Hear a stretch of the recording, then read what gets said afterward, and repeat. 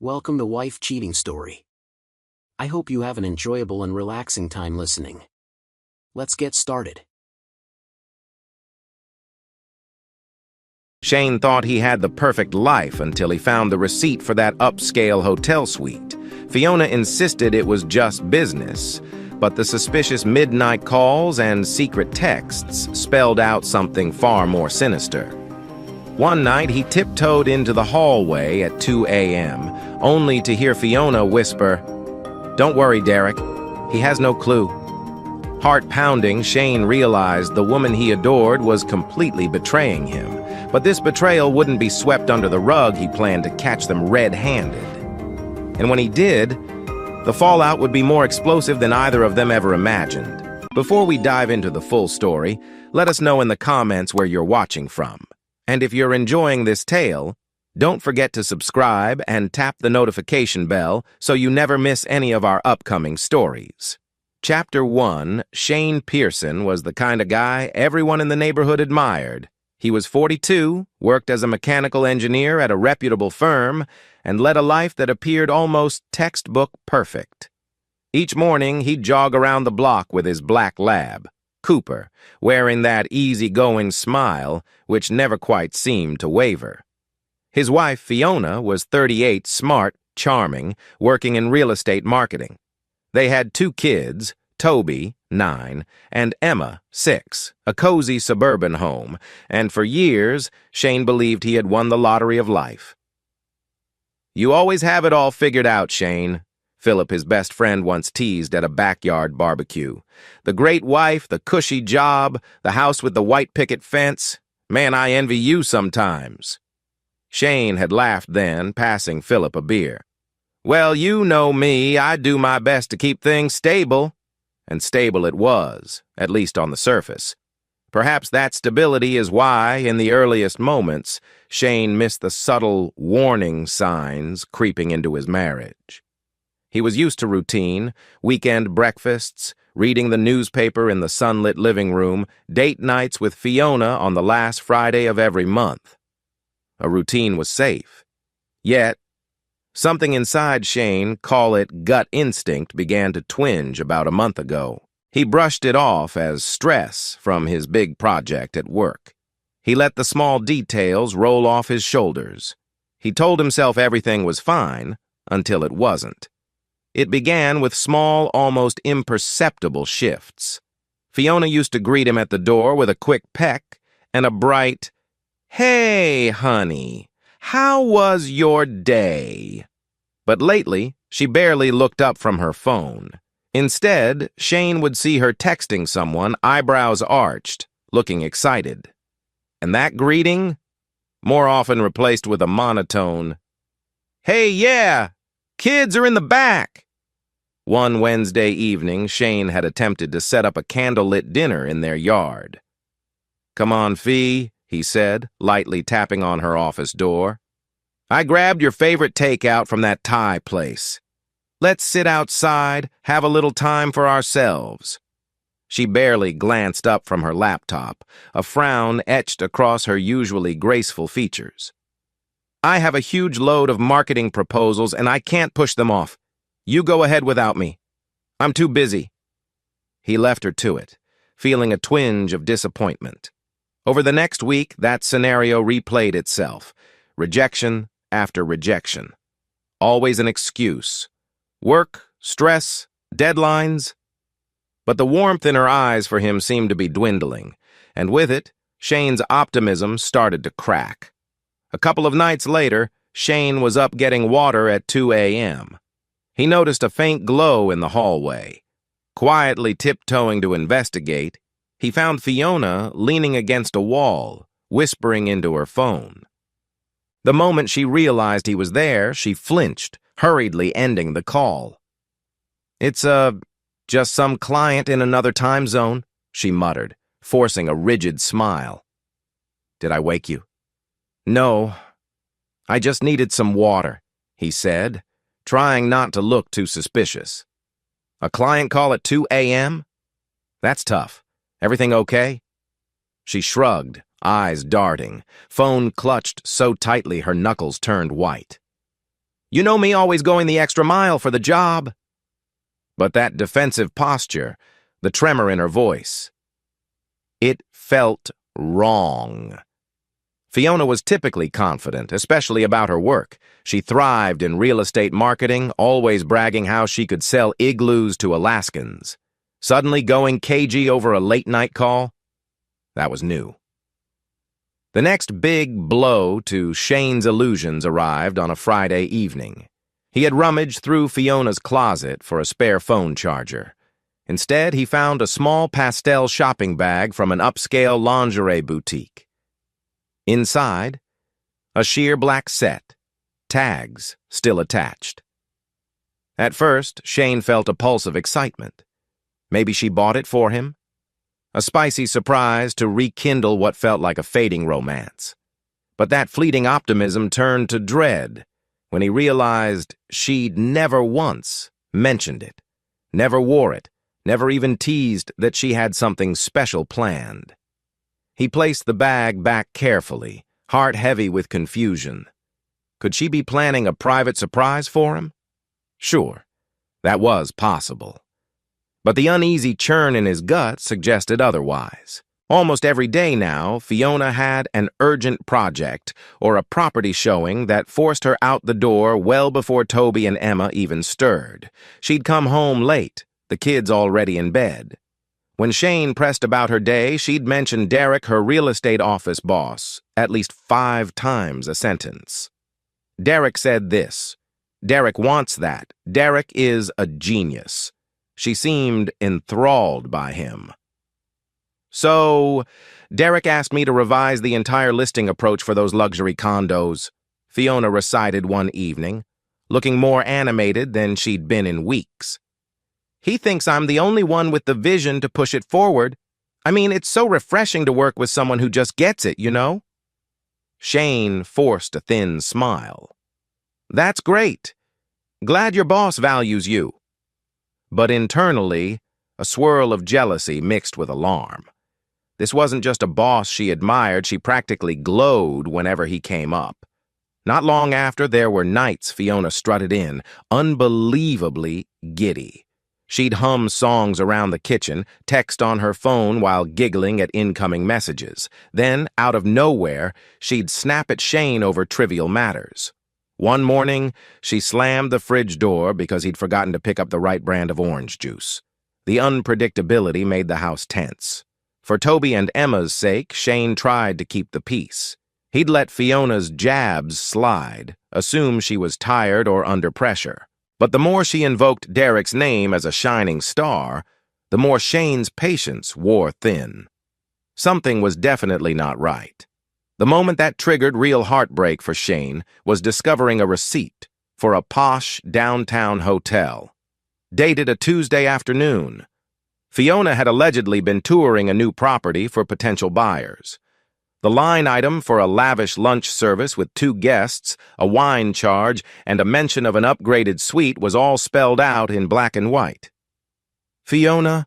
Shane asked that night, summoning the courage to present the receipt. Found this in your purse. You said you were out with a client from overseas, right? This receipt, it's from midday and it's for a suite. Want to explain that? She froze, her expression caught between shock and indignation. They insisted we discuss the property in private at the hotel lounge, that's all. Stop acting like I did something horrible. But her stammer, the way she wouldn't meet his gaze, said otherwise. She launched into a story about how the client was picky, how the meeting ran long, how the final check ended up in her name by pure coincidence. It sounded contrived. Shane let her talk, but he felt no reassurance. Days later, Shane confided some of his turmoil to his best friend, Philip, a sharp, tech-savvy guy who managed an IT consultancy. Over a couple of beers on Shane's porch, he told him about the suspicious receipts, her mood swings, the locked phone. Philip furrowed his brow. Dude, let me see if there's anything weird in her social media footprints. Sometimes an odd pattern emerges. Shane hesitated, but agreed he hated prying, but he was desperate for clarity. A day after, Philip called back. Shane, I checked some location tags. Fiona's phone GPS is hitting that same upscale hotel multiple times. Not once, not twice, at least half a dozen times in the last few weeks. Always midday or late afternoon. You sure she's not hooking clients there? Shane's stomach sank. It doesn't add up. She's never mentioned any consistent client. Thanks, man. I need to figure this out. Then came the moment that basically forced the door open on Shane's illusions. His engineering site visit got canceled. He arrived home around 2 p.m., expecting Fiona might be at her desk or out on errands. Instead, he heard muted laughter from the study, a distinctly feminine giggle he recognized as Fiona's. Occasionally punctured by her whispering, "Don't worry, Derek, no, trust me, he has no idea." The door was locked. Shane's heart hammered. He almost barged in but forced himself to remain calm. He rapped on the door, calling, "Fee, everything okay?" Immediate silence, then rustling. The door swung open. Fiona's expression was startled. Phone clutched behind her back. "Shane, you're home early. Everything good at work?" He stared at her, at the flush on her cheeks. Site visit ended fast. "Everything okay here?" She forced a grin. "Yeah. I was just doing a phone meeting with a colleague." The name Derek loomed in the air, unspoken. Shane nodded slowly, stepping away. "Sure. I'll let you finish." That evening, once Fiona had left to run a quick errand, Shane called Philip. "She's talking to Derek behind a locked door. She mentioned he thinks I'm clueless." "That's more than suspicious," he said, voice tinged with heartbreak and anger. Philip exhaled. "Bro, I know you wanted to believe it might be a misunderstanding, but at this point, you gotta face it. Fiona's cheating on you with this guy. The question is, what are you gonna do about it?" Shane's heart pounded. He pictured the hidden lingerie, the hotel visits, the texts. A swirl of betrayal and fury coiled inside him. "I have to be sure. I can't just accuse blindly, but if it's true, I won't let them get away with this." His last words came out in a low, resolute tone. "Help me gather the truth, Philip. Then I'll decide how to act." Chapter 2. Over the following week, Fiona's mention of Derek soared to new heights. It was like she wanted to keep him in conversation, maybe, to gauge Shane's reactions or to legitimize her daily contact with him. Toby and Emma even started parroting it. "Mom says Mr. Derek is super nice," Toby told Shane innocently, rummaging in the fridge for a juice box. "And he has a big fancy office," Emma chimed in. "Mom was on the phone with him last night giggling." Shane's jaw tensed. "Did she say what they were talking about?" Both kids shrugged. "No," Emma said. "Just that she had to talk about real estate stuff. She told us to go watch TV." Shane forced a nod, patting Emma's hair gently. "Okay, honey. Thanks." When Fiona returned that evening, she didn't even bring up work in front of Shane. But the children had unwittingly delivered the message he needed. Late one night, Fiona fell asleep on the couch after a busy day. Shane gently lifted her phone from the coffee table, heart pounding as he guessed possible passcodes. On the third try, using their anniversary date, he got in. Most of Fiona's messages were fairly mundane, but in her archived texts, he found a snippet. "Miss you, Derek Townsend." He only glimpsed that single line before the phone locked itself again. But it was enough to confirm that the texting was romantic, not purely professional. He set her phone down with trembling hands, mind reeling. She had an entire hidden conversation with that bastard, likely sweet nothings they traded day and night. This was real. The creeping dread was no illusion. Over the next few days, Shane acted normal on the surface, but behind the scenes, he meticulously checked their joint bank account. Fiona had never been a frivolous spender, Yet here were repeated charges at a high-end restaurant called La Belle Soirée, the kind of place lit by candlelight, where dinners for two easily ran a few $100s. Fiona had explained them away as client entertaining, but the timing overlapped with nights she claimed to be working late. "If it's purely business," Shane muttered bitterly one evening, flipping through online statements, "then why is it always after 8 p.m.? And why the hell do we have receipts for 2 full dinners when she said she was alone with a client?" His fury simmered. He was not about to voice it yet. He needed an ironclad approach. One evening, as Fiona busily typed on her laptop, Shane stepped into the living room, crossing his arms. "Can we talk?" She flicked her gaze up, annoyance crossing her face. "I'm kind of in the middle of something for Derek." Shane gave a humorless laugh. "Of course you are. Listen, about these late-night dinners..." She snapped the laptop shut, scowling. "Seriously, are you doing this again? It's always the same insinuation that I'm lying about work." "You're paranoid, Shane. Just because you can't handle that I have a demanding job doesn't give you the right to..." "I'm not paranoid," Shane retorted, voice taut. "I'm seeing evidence that doesn't line up with your stories. I want to trust you, but you won't be honest with me." "Why?" Fiona glared, face reddening. "I don't need to explain every step I take. Grow up." Then she grabbed her keys and stormed out, yelling over her shoulder, "I'm sick of your nonsense. I'm going for a drive to clear my head." Shane stood there, fists clenched, watching the front door slam. If there'd been a sliver of hope that direct confrontation would lead to a confession, it vanished. Fiona was doubling down, insulting him, pushing him away. After that blow-up, Shane called Philip, voice shaking from anger. "You were right. She's shutting me down. She's turning everything on me, calling me paranoid." "That's classic deflection," Philip said calmly. "Dude, if you want closure or revenge, we need tangible proof, something she can't talk her way out of." Shane nodded, pacing across his living room. "Then let's do it. Let's get all the evidence we can. I'm not letting her rewrite this narrative." Philip took initiative, calling the same upscale hotel that Shane had found on Fiona's receipt. Pretending to be a colleague from Fiona's office, he asked if Ms. Fiona Pearson had a recurring reservation. Later, he phoned Shane, sounding grim. "I said, I was from your real estate firm asking to confirm bookings. The front desk clerk confirmed a suite next Tuesday under Fiona Pearson and Derek Townsend. They apparently requested some special notes about champagne and late checkout." Shane's chest constricted. "Special notes, like an anniversary package or something?" "Basically, yeah," Philip mumbled. "They mentioned rose petals, man.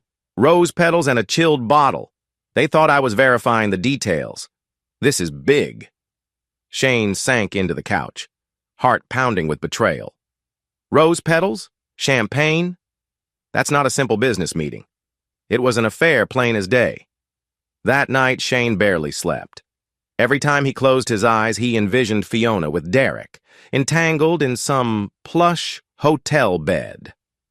The humiliation stung. The memories of their wedding day, their honeymoon, Toby's birth all collided with the mental image of her with another man. But amid the heartbreak, an undercurrent of rage filled his veins. He clenched his pillow, thinking, I won't be made a fool. She might think he was clueless, but he was about to prove her dead wrong. Together, Shane and Philip decided on a more aggressive approach. They purchased a small voice recorder, compact enough to tape under the driver's seat in Fiona's car. It was set to voice activation, meaning any conversation or call Fiona made while driving would be recorded. The next day, while Fiona took an afternoon shower, Shane slipped into the garage, carefully affixed the device.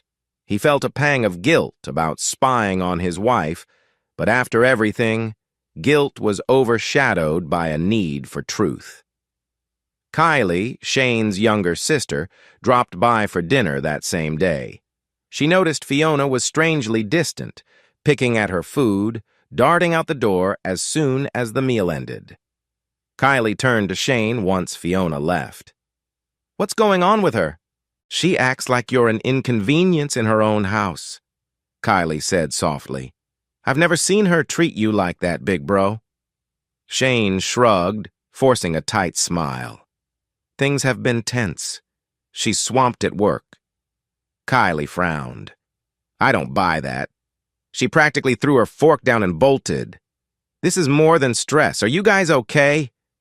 He hesitated, then quietly admitted, "I think she's cheating on me." Kylie's mouth dropped open. "Fiona? No way.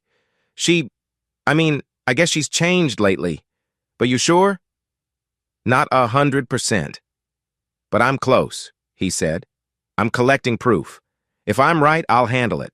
Don't worry. I won't let her walk all over me or the kids." Kylie placed a hand on his shoulder. "You deserve better, Shane. Let me know if you need anything, really. Anything. I've got your back."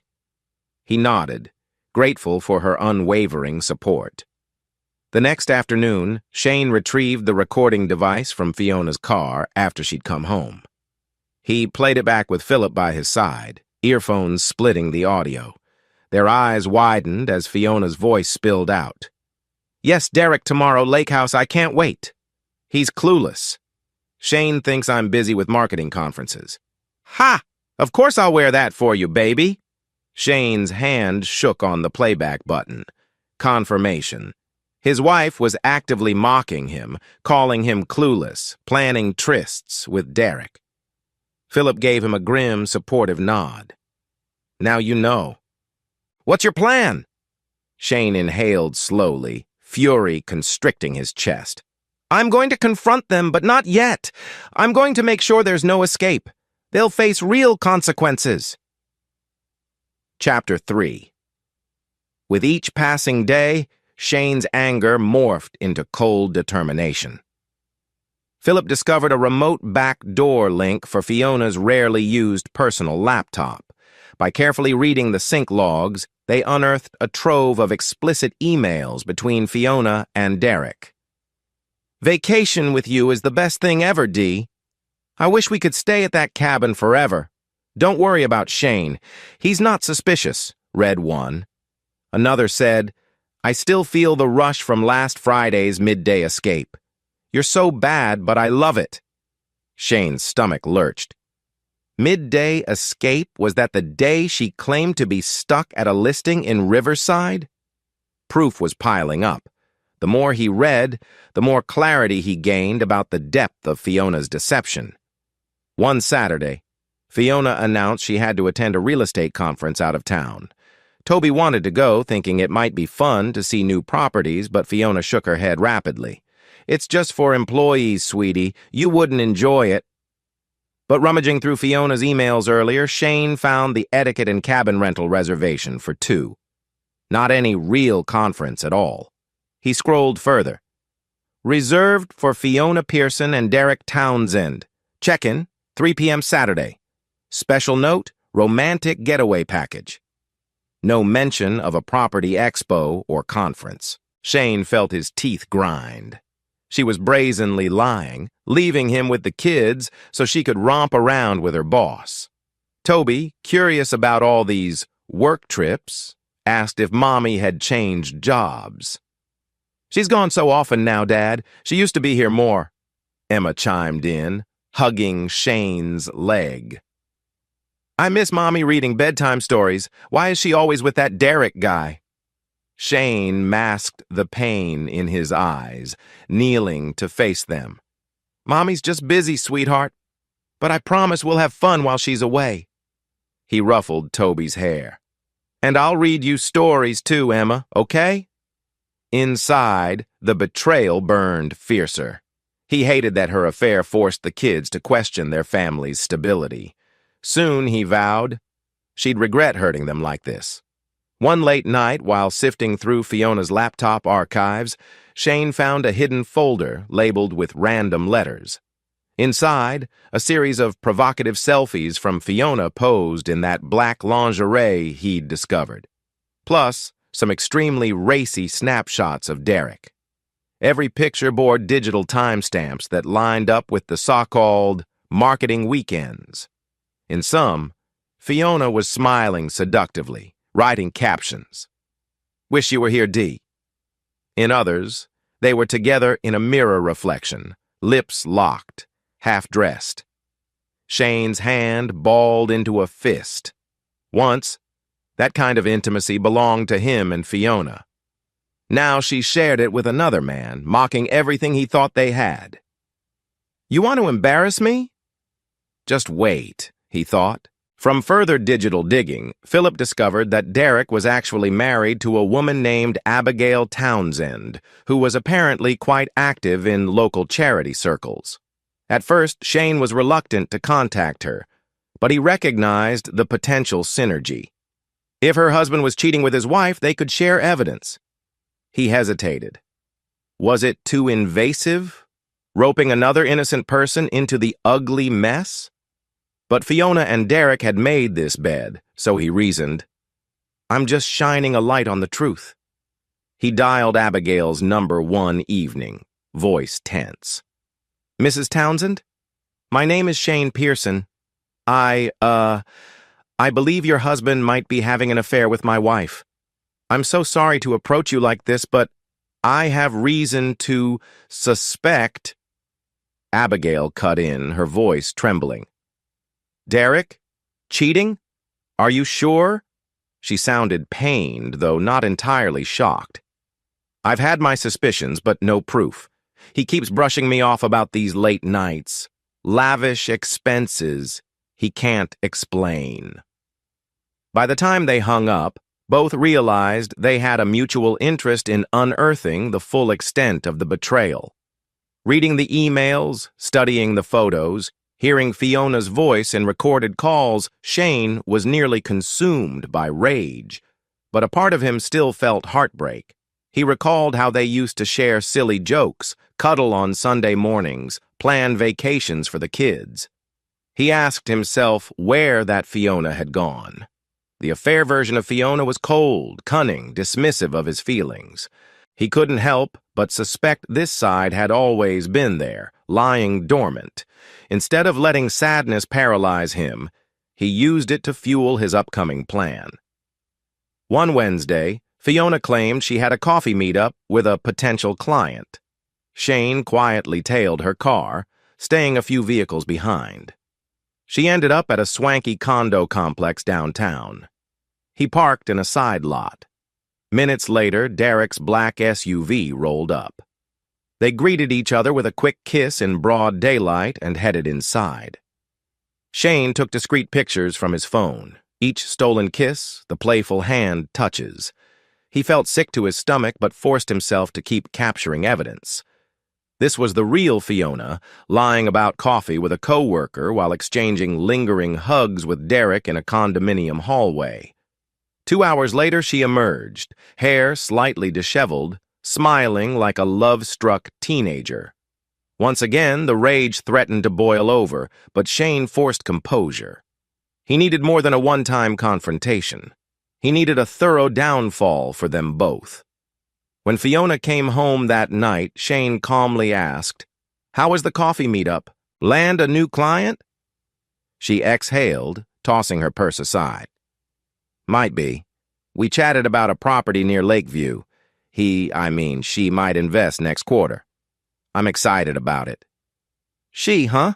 Shane repeated, eyeing her carefully. "You seemed gone a while. Did you get any cappuccinos or something?" Fiona nodded too fast. "Yes, I did. Actually, she got me a cappuccino." Her face froze a moment, then she abruptly cleared her throat. "Anyway, I need a shower." That slip. "He got me a cappuccino," spoke volumes. Shane merely nodded, letting her retreat. He thought, "Your story's unraveling, Fiona. Keep digging your hole." Shane and Philip spent late hours drafting a plan for the confrontation. They needed ironclad evidence. Enough to blow up any chance of Fiona or Derek slithering away. Enough to protect Shane's finances, the kids' custody, and ensure Fiona faced consequences for humiliating him. We have photos, hotel receipts, phone recordings, Philip enumerated on a whiteboard in Shane's garage. We should gather financial records, too. If Derek's using his company's expense accounts for these romps, that's potential fraud. His wife Abigail might have details. Then we can coordinate a massive takedown like a public confrontation or something that leaves them no wiggle room. Shane nodded grimly. Let's do it. I'll talk to Abigail again, see if she's discovered any questionable charges on her end. His mind buzzed with the vision of confronting them, cornering them in the act. This wasn't just about satisfying his anger, it was about ensuring neither Derek nor Fiona could spin lies to blame Shane or hide the affair. One final sign sealed Shane's resolve. In scanning her emails, he found an itinerary for the next week. Fiona and Derek planned a day trip to a scenic lake resort. Perfect moment for them to indulge in secret passion away from prying eyes. Equally perfect for Shane to catch them red-handed. He stared at the date. Next Wednesday. He exhaled slowly. All right, Fiona, he whispered to the empty living room. Enjoy your little getaway. I'll be right behind you. And when I'm done, you'll wish you never crossed me. Chapter 4. A day later, Shane mustered the courage to call Abigail Townsend again. She picked up on the first ring. Her voice sounded weary, but determined. Shane, any news? I've been poring over Derek's credit card statements. I see fancy dinners, some high-end boutiques for lingerie, questionable charges at 2 different resorts. He never gave me a straight answer about them. Shane rubbed his temple. I found explicit evidence, too. They're heading to a lake resort next Wednesday. My guess is they'll spend the night. That might be our chance to catch them in the act. Are you willing to coordinate? Abigail took a moment before responding. Yes. I love Derek, or at least I did. But if he's humiliating me like this, I won't just sit by. He's used me as a doormat. Let's do it. They agreed to gather everything. Text logs, pictures, financial transactions, backups from Fiona's and Derek's hidden communications. It would be a joint operation. They'd confirm the lovers' check-in time, then confront them at the resort with lawyers if needed. Shane discreetly made an appointment with a seasoned divorce attorney, Ms. Linda Horowitz, known to be a formidable presence in court. He laid out the affair evidence, explaining how he wanted to ensure custody of Toby and Emma, plus minimal financial damage. Horowitz nodded, scanning the reams of emails and photos. This is considerable. If your wife is using joint funds for her affair, that further strengthens your position. Also, any attempt she makes to spin the story, this evidence could help you refute it. I don't just want a quiet separation, Shane said, through gritted teeth. I want them to face professional consequences, too, especially if Derek's crossing lines at his job. He's her boss, there might be corporate policies against that, or misuse of accounts. Horowitz gave a tight smile. If so, that's up to you. But remember, your kids are top priority. The bigger the scandal, the more they'll see. Sometimes a more tactical approach is best. Shane understood the caution, but he also burned with the desire to ensure Fiona and Derek felt the pain they'd inflicted on him. Days rolled by in a blur of planning. Philip dug even deeper into Fiona's cloud backups, discovering voice memos she occasionally recorded, perhaps for brainstorming real estate pitches. One file had her moaning softly about how Derek makes her feel alive and how Shane is too dull to notice anything. Dull? Shane inwardly seethed, hearing that word from a wife he had always cherished. She never found him dull when they started dating. She never called him dull when they made love or planned a future together. Now she reduced him to some clueless bystander. She's so damn smug, Philip muttered. I can't wait to see her face when we blow this wide open. Shane set his jaw. Nor can I. By now, Fiona was hardly bothering to hide her delight in work. She even teased Shane with condescending remarks. One evening, as he stood in the kitchen stirring pasta sauce, Fiona breezed in wearing a new dress. "I'm heading out for dinner with Derek," she said. "He wants me to network with a potential client, and apparently I'm the only one who can close the deal." She winked, but the coldness in her eyes was unmistakable. "Don't wait up." Shane arched a brow, controlling his urge to lash out. "Sure, have fun. Kids and I will manage just fine." She paused, as if expecting a jealous outburst. When none came, she smirked. "Guess you're used to it by now, huh?" Then she was gone. Shane exhaled shakily. Let her think she's got the upper hand. Just a little longer. Abigail called again the next night, voice shaky but determined. She had logged into one of Derek's corporate email accounts. He'd carelessly saved the password on a shared home computer. She found invoices for client entertainment that spelled out trips, dinners, hotel stays, all aligned with the times he spent with Fiona. "He's literally using the company's money to fund their affair," Abigail said, anger lacing her words. "That's potentially fraudulent. If the higher-ups find out, he could be fired or worse." Shane nodded. "That's the leverage we need. Let's compile those documents, too. He shouldn't get to keep his fancy position while wrecking 2 marriages." The synergy of their efforts gave them momentum. They had the means to cause a professional meltdown for Derek, a humiliating personal downfall for Fiona, and legal ammunition to secure divorces on their own terms. Everything hinged on next Wednesday. Fiona had told Shane she'd be gone all day, maybe overnight, for an out-of-town property consult. Meanwhile, Derek had fed Abigail some story about an important site inspection with top investors. By cross-referencing the emails, they pinned down the exact check-in time at Willow Creek Lake Resort, 3 p.m. Abigail planned to arrive first, booking a separate room under a pseudonym. Shane and Philip would hide out nearby. They'd wait until Fiona and Derek were comfortably inside their suite, maybe even indulging in that romantic package. Then they'd strike together with any legal support if needed. To ensure Fiona remained unsuspecting, Shane pretended he had a big construction site survey out of town starting Tuesday night. He even packed a duffel bag and staged a phone call about it with the project manager. Fiona barely blinked, as if relieved he'd be out of the picture. "Good luck with your site," she said airily, rummaging in her closet. "I'll be swamped too, so no need to check in or anything." She was so sure of his gullibility. She had no clue that he'd be checking into a different place, just close enough to watch her every move. The night before the planned bust, Shane lay awake, adrenaline coursing through him. He stared at the ceiling, replaying a montage of his marriage, the day they met at a campus coffee shop, the blissful honeymoon in Hawaii, the birth of Toby, then Emma. So many memories, so many illusions. "This is it," he whispered to the darkness. "After tomorrow, everything changes." He wasn't sure if he felt heartbreak or fury or some twisted combination.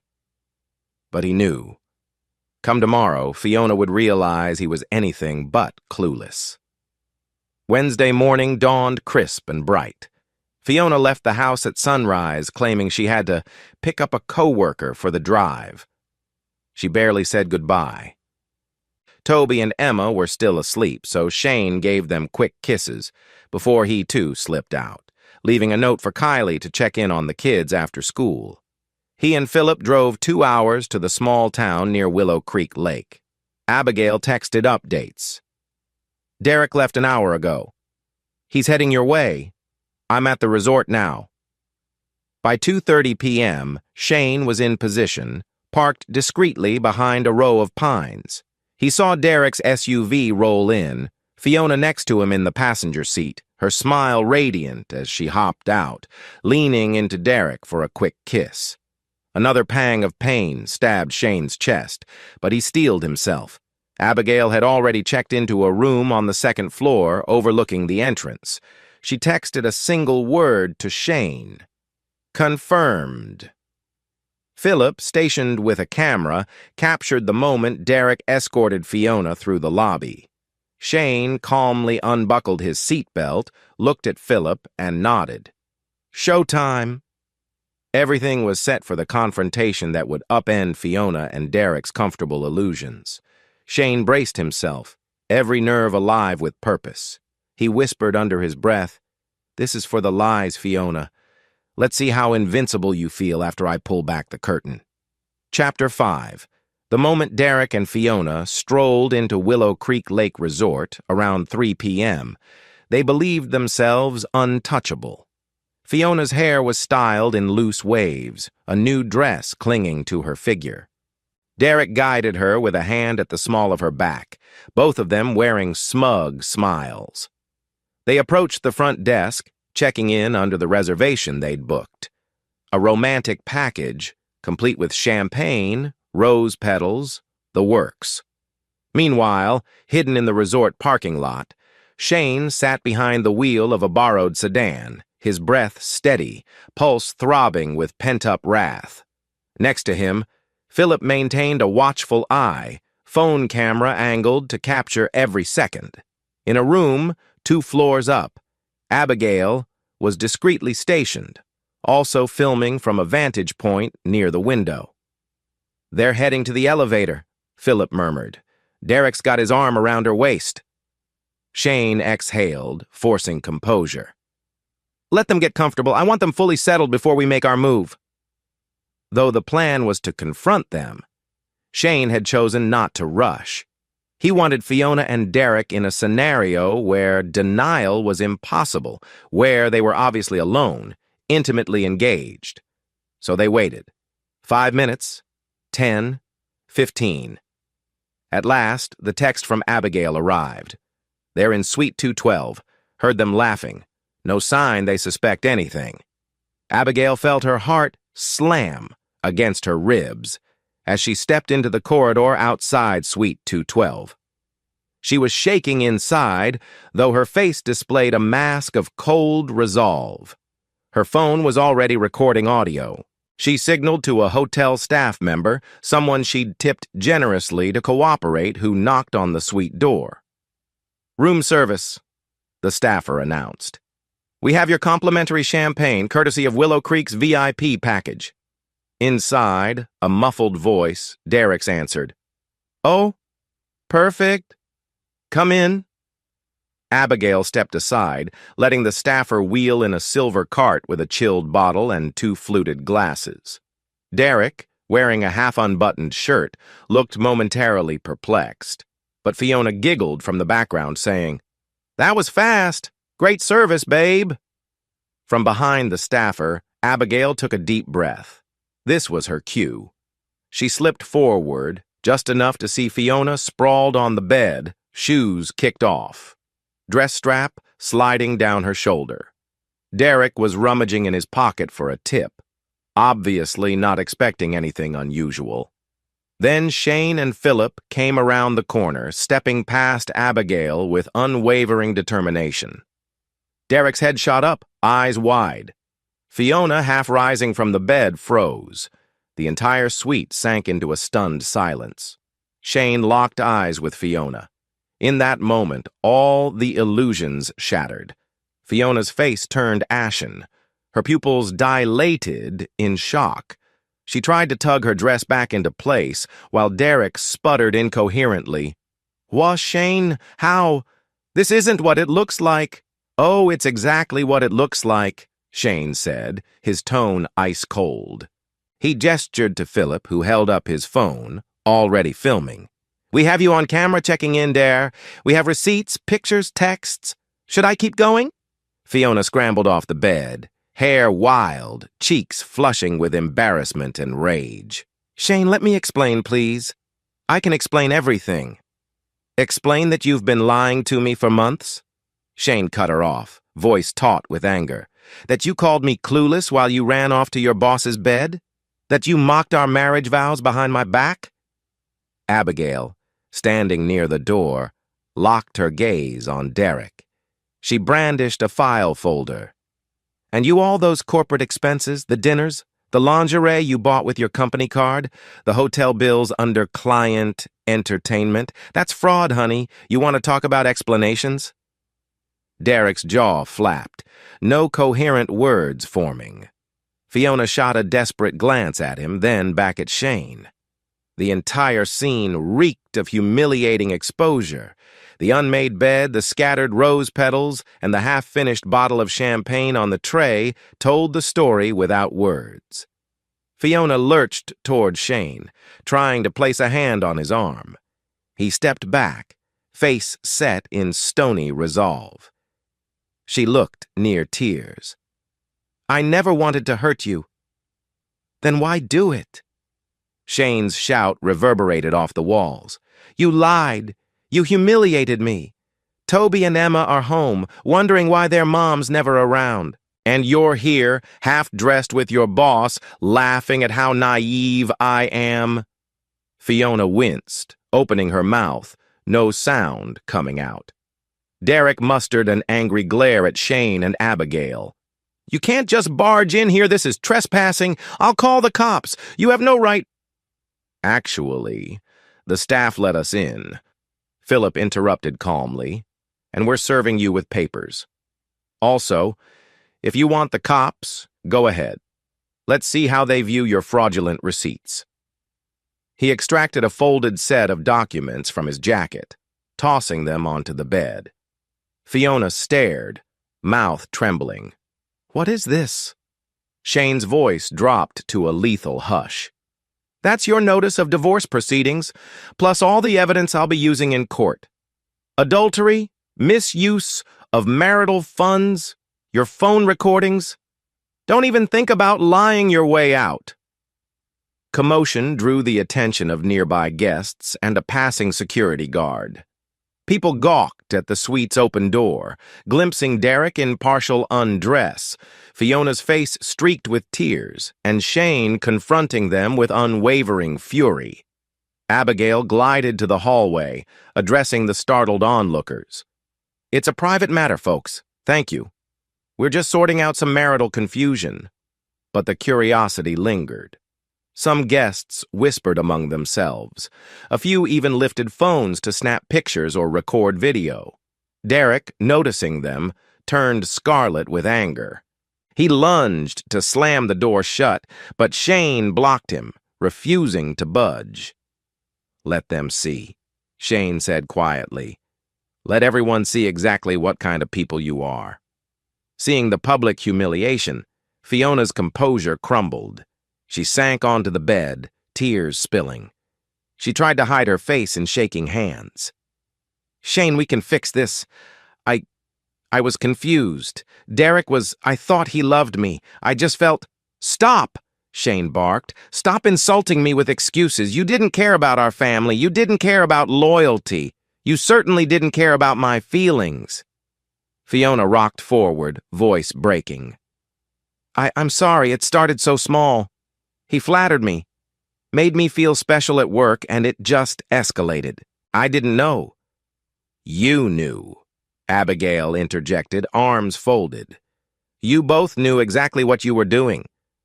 A heavy hush fell as Fiona sobbed softly, shoulders hunched.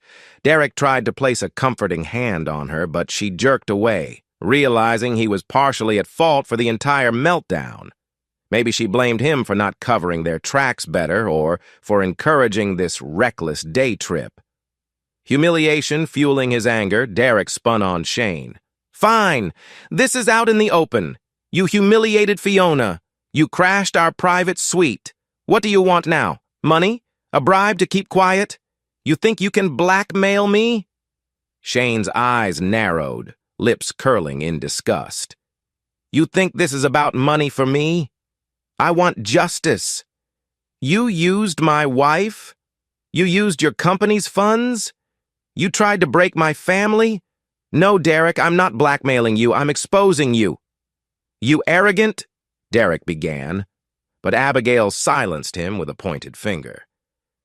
No, you're the arrogant one.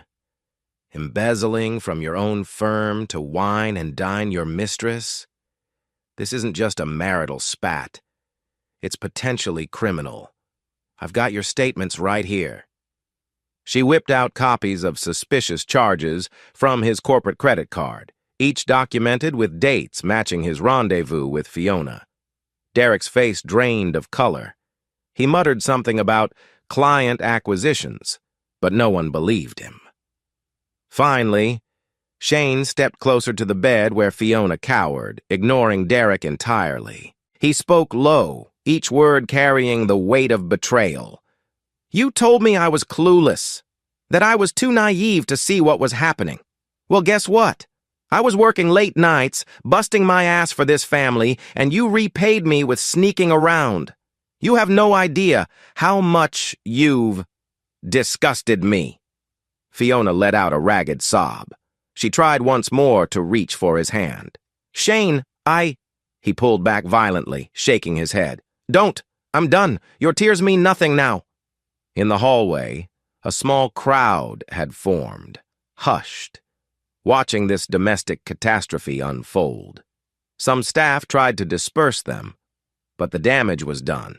Videos, pictures, whispered commentary. Fiona and Derek's reputations would never recover from such an explosive scandal. Philip, ever the organizer, approached with a couple more envelopes. I have the official copies for each of you, he said flatly, handing them to Derek and Fiona. Everything from divorce petitions to potential lawsuits regarding misused finances. You'll want to get a good lawyer if you hope to salvage anything. Derek swore under his breath, throwing the envelope aside. We can settle this quietly. You don't want a big, messy court battle. Oh, I think we do, Abigail retorted. You made this mess. Now you can deal with the fallout. Don't come crying to me for pity. I gave you years of loyalty and you spat on it. Fiona stared at Shane, voice trembling. The kids, Toby and Emma, please don't turn them against me. They deserve both parents. You should have thought about that before you started this affair, Shane said, words clipped. I'll let the judge decide custody, but from what I see, you haven't acted like a mother who puts her kids first.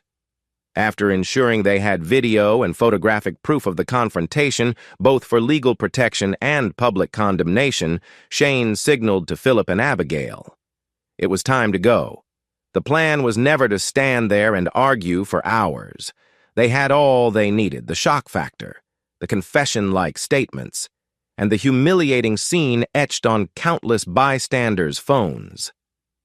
We'll see you in court, Shane said coldly, stepping back.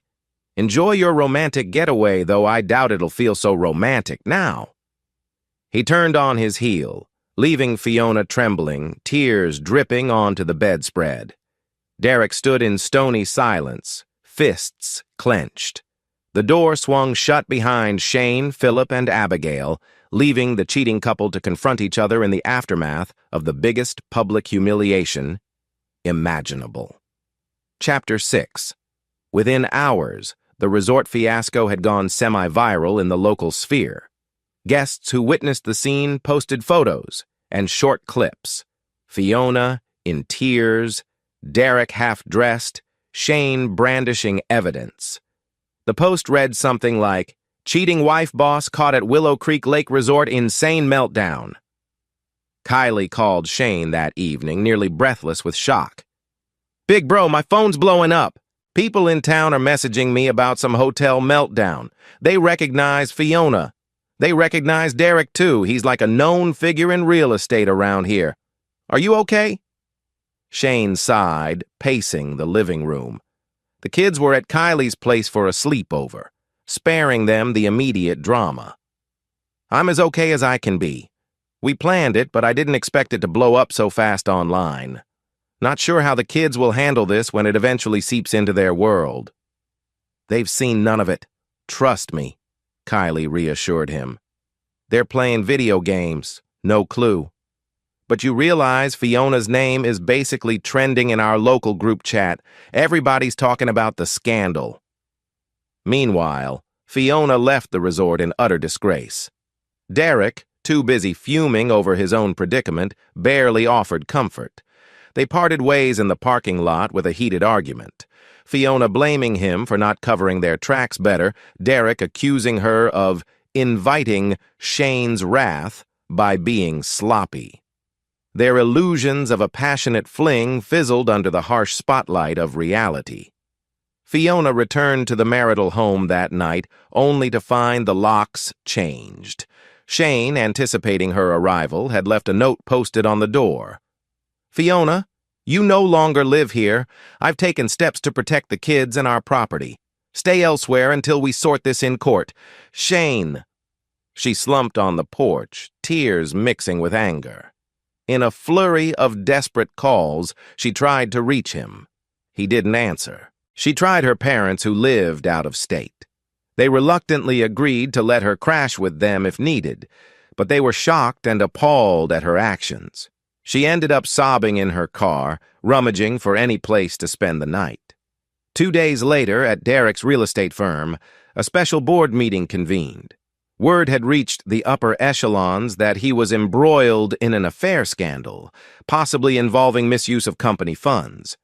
Abigail, fed up, had already forwarded the suspicious expense reports to certain executives. Derek attempted damage control, claiming it was all fabricated by jealous rivals, but the evidence was overwhelming. Romantic receipts tied to the corporate card, receipts for lingerie, and spa packages labeled client meeting, duplicates of emails referencing personal trysts. The firm's legal counsel looked grim. They temporarily suspended him, pending a full investigation. Fiona, who worked under Derek, found her own position precarious. She tried to claim she was just a marketing manager following orders, but HR questioned her about forging receipts, misrepresenting client lunches as personal getaways. She was put on indefinite leave. The rumor mill in the office soared. Some employees who envied her closeness to Derek now whispered gleefully about her downfall. While the corporate chaos raged, Shane pressed forward with his divorce attorney, Ms. Horowitz. They compiled every shred of evidence, time-stamped photos, the recorded calls, the resort meltdown video. Ms. Horowitz built a strong case for adultery and misuse of marital assets, aiming to secure full custody for Shane and potentially minimal or no spousal support for Fiona. In parallel, he had Philip help gather the relevant data to alert child protective authorities if Fiona tried to claim equal custody. With her blatant disregard for the family, plus her willingness to lie and manipulate finances, they believed her stability was questionable. "I want Toby and Emma to feel safe," Shane explained to Horowitz. "I won't shut Fiona out of their lives if the court says she can have visitation, but I need to protect them from her reckless behavior." Toby and Emma sensed something big had happened. Kylie had shielded them from the scandalous social media posts, but they overheard grown-ups discussing Mommy's big mistake. One afternoon, Toby asked Shane, "Dad, is Mom coming home?" Shane knelt, heart heavy. "Not right now, champ. She's sorting out some issues, but you and Emma are staying with me for a while." Emma's eyes brimmed with tears. "But I miss her. Why can't we see her?" "You will, baby," Shane said gently, hugging his daughter. "But things are complicated. We'll make sure you get to talk to her soon, okay?" Inside, Shane raged that Fiona's betrayal forced them into this heartbreak. Yet he forced a calm exterior, vowing to handle everything with dignity. The kids deserved at least one stable parent. Derek tried calling Shane multiple times, leaving voicemails that ranged from pleading to threatening. One message demanded, "Drop the charges and the smear campaign, or else. You won't want me as an enemy." Another message, more pathetic in tone, whined about how his entire career was on the line, how Fiona was unhinged, and how Shane should be reasonable. Shane played these voicemails for Philip, who snickered. He's actually trying to bully you into silence after you publicly caught him cheating? Shane exhaled, shaking his head. He's cornered. People do desperate things when cornered, but I'm not backing down. He can threaten all he wants. Abigail, too, had lawyered up. Derek faced not only an internal corporate investigation, but also a potential civil lawsuit from his own wife, citing marital misconduct and financial impropriety. She even considered pressing charges for any fraudulent use of funds that impacted her personally. I'd have let him walk away if he'd just come clean, Abigail told Shane over the phone, voice steeled with determination. But he lied to me. He used my name. Even messed with our joint finances to cover some hotel bills. I'm done playing nice. He'll face the music. Shane admired her resolve, relieved to have such a committed ally. They swapped updates, ensuring both legal teams coordinated to expose the full extent of Derek and Fiona's duplicity. Fiona, now jobless and humiliated, resorted to texting or emailing Shane, begging for a meeting. She pleaded that they talk things out for the kids' sake. Shane, with Horowitz's advice, rarely responded beyond curt on-liners like, "Refer to my lawyer. We'll let the court decide." Desperate, Fiona showed up unannounced at the house one late evening, her eyes puffy from crying. She rang the doorbell frantically. Shane answered, stepping outside so Toby and Emma wouldn't witness any meltdown. "Why are you here?" His tone was cold, but inside, he felt a mix of anger and sorrow. Fiona clasped her hands. "I'm so sorry for everything. I never wanted it to blow up like that. I was stupid, Shane. Derek used me, promised me bigger roles at work. She faltered, tears streaming. "Please let me see the kids. Let me come home." Shane's jaw tightened. "Come home? After you flaunted your affair? After you humiliated me publicly and used our joint account to buy gifts for your fling? I changed the locks for a reason. You think I'll just let you waltz back in?" Fiona let out a soft sob. "I love them. I'm their mother. It kills me not to tuck them in. Don't I deserve a chance to make it right?" "You deserve exactly what the court grants you," Shane stated, stepping back. "I'm done with your tears. You made your bed, sleep in it. Now leave before I call the cops for trespassing." She stared, hope draining from her face. Then, turning slowly, she walked back to her car. Shane remained on the porch, breathing hard, forcing himself not to care about her shattered expression. The fiasco fueled local tabloids. The area's real estate market was fairly high profile, and the story of a director losing his job over an affair with a subordinate was salacious. Headlines popped up in small local blogs. Real estate powerhouse Derek Townsend under investigation, illicit affair and fraud. Allegations! Neighbors whispered about Fiona's betrayal whenever Shane passed. Some offered condolences, others seemed fascinated by the drama.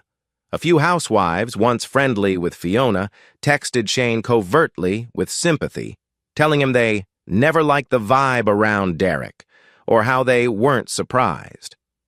Shane hated the attention but accepted it as a byproduct of exposing the truth. He refused to hide, continuing to do his daily routines with the kids, grocery shopping, dropping them at school, ignoring the pitying looks. Within a few weeks, a preliminary court hearing was scheduled to address custody arrangements and the first steps of Shane and Fiona's divorce.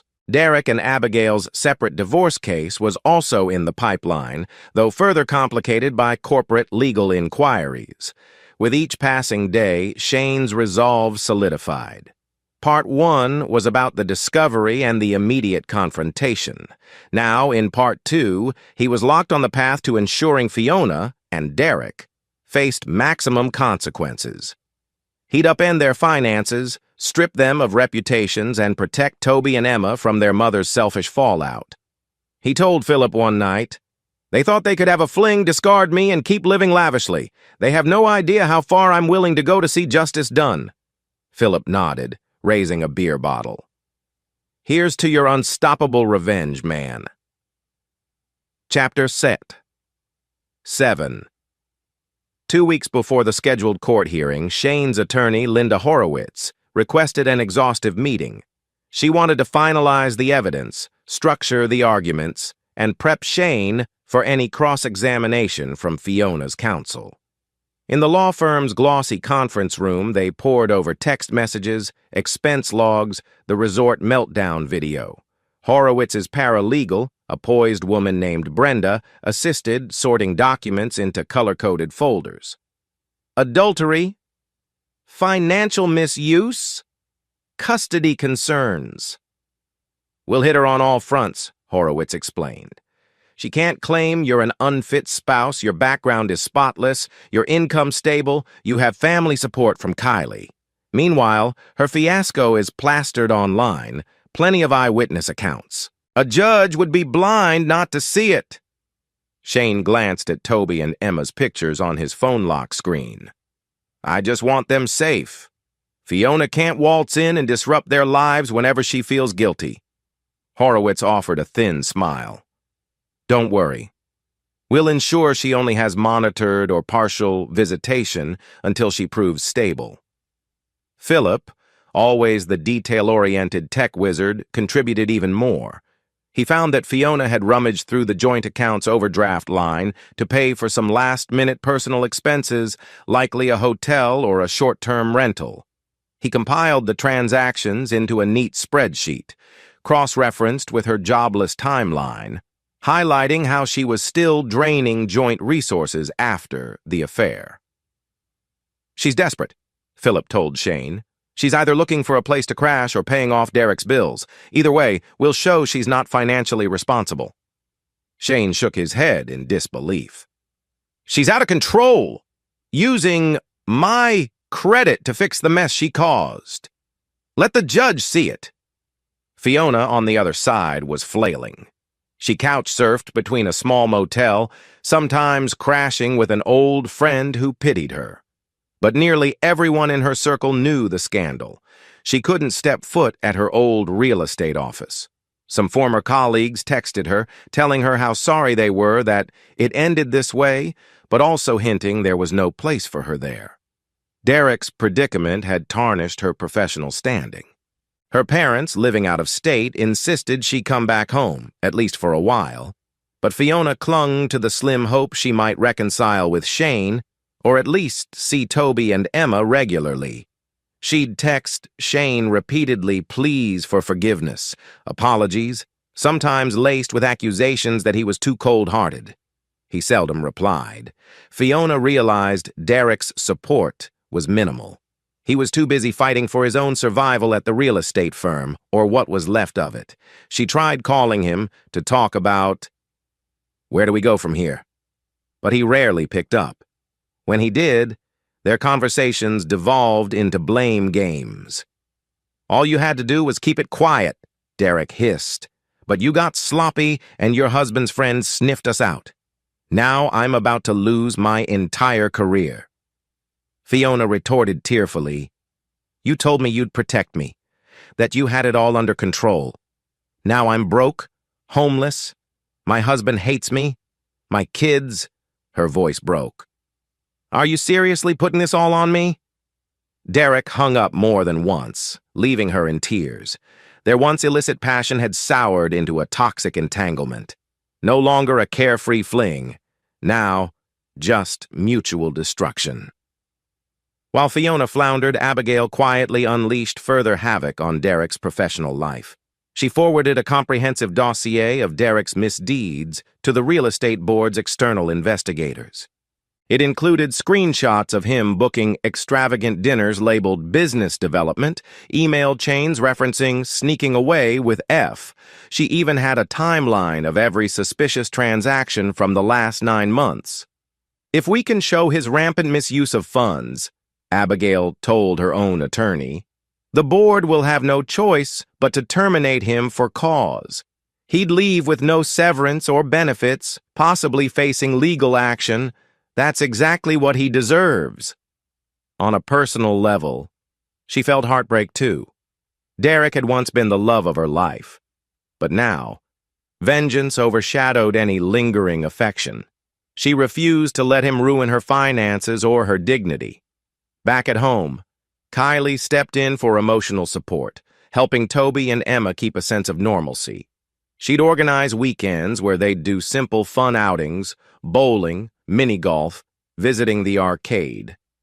Shane appreciated her efforts. He recognized how the kids needed an anchor, especially while their mother had vanished from daily life. "I wish we never had to let them find out," Shane confided to Kylie one evening, eyes haunted. "But it's impossible to shield them forever. Rumors swirl at school. They're bound to hear how their mom cheated."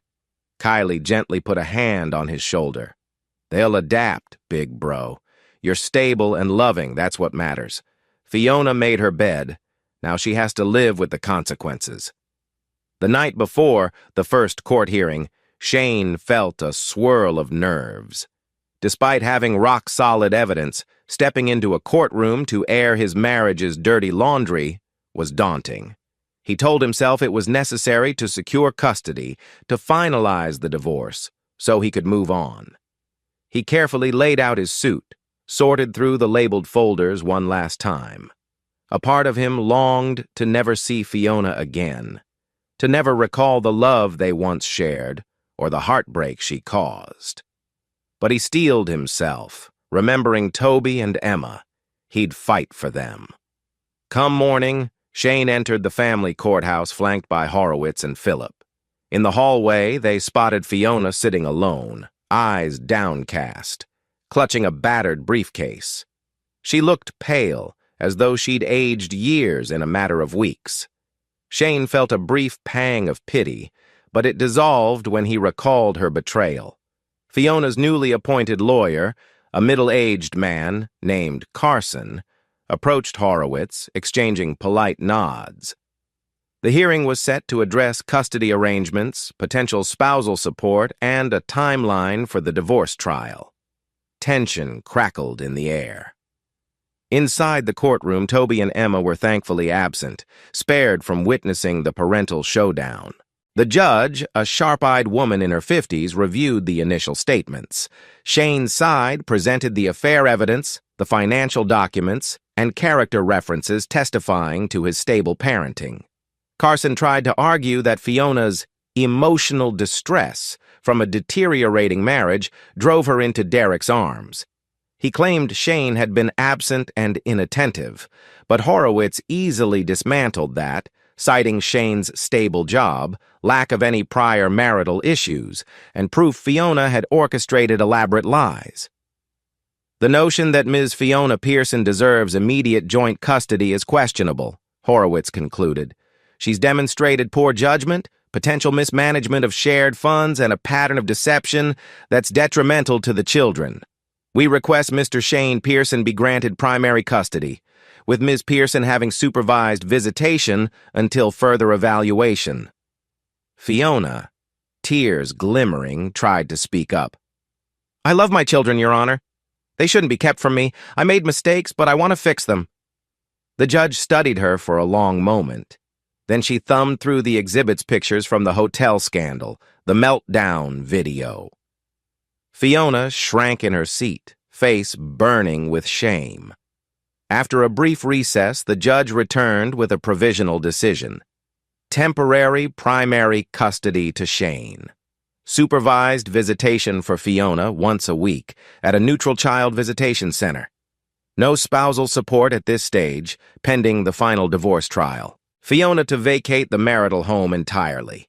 All joint accounts frozen until further financial review. Fiona's face crumpled at the news. She pleaded, "Your Honor, they're my kids. Supervised visits? That's unfair. Shane's turning them against me." But the judge remained unmoved, citing the significant evidence of deceit and questionable moral conduct, concluding the children's best interest lay in Shane's stable environment. She gave Fiona a stern look. "If you truly prioritize your children, Ms. Pearson, prove you can behave responsibly, then we can revisit custody." Once gavel down, Shane left, head held high. Horowitz patted his back. We did well. The final trial is still months away, but this sets the tone. You're in a strong position. Fiona emerged, tear-streaked, her lawyer trying to console her. She looked at Shane with mingled anger and sorrow. You're punishing me more than I deserve. No, Shane answered quietly. I'm ensuring my kids grow up safe and unmanipulated. If that punishes you, so be it. You chose this path. Then he turned on his heel, Philip following.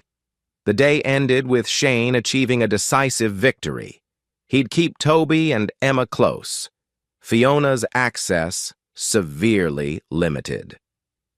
The war wasn't over, but the battle was won. Chapter 8. The aftermath of the hearing set a new rhythm. Toby and Emma stayed in the marital home with Shane, while Fiona was relegated to supervised visits at a child services facility. That meant, once a week, under the watchful eye of a social worker, Fiona could spend an hour or two with them, no unsupervised interactions. The first session was painfully awkward. Toby seemed confused, hugging Fiona lightly, but not meeting her eyes. Emma clung to Toby's hand, as if seeking reassurance. Fiona tried to engage them in cheerful talk. How's school? Did you do any fun crafts? But the children were guarded.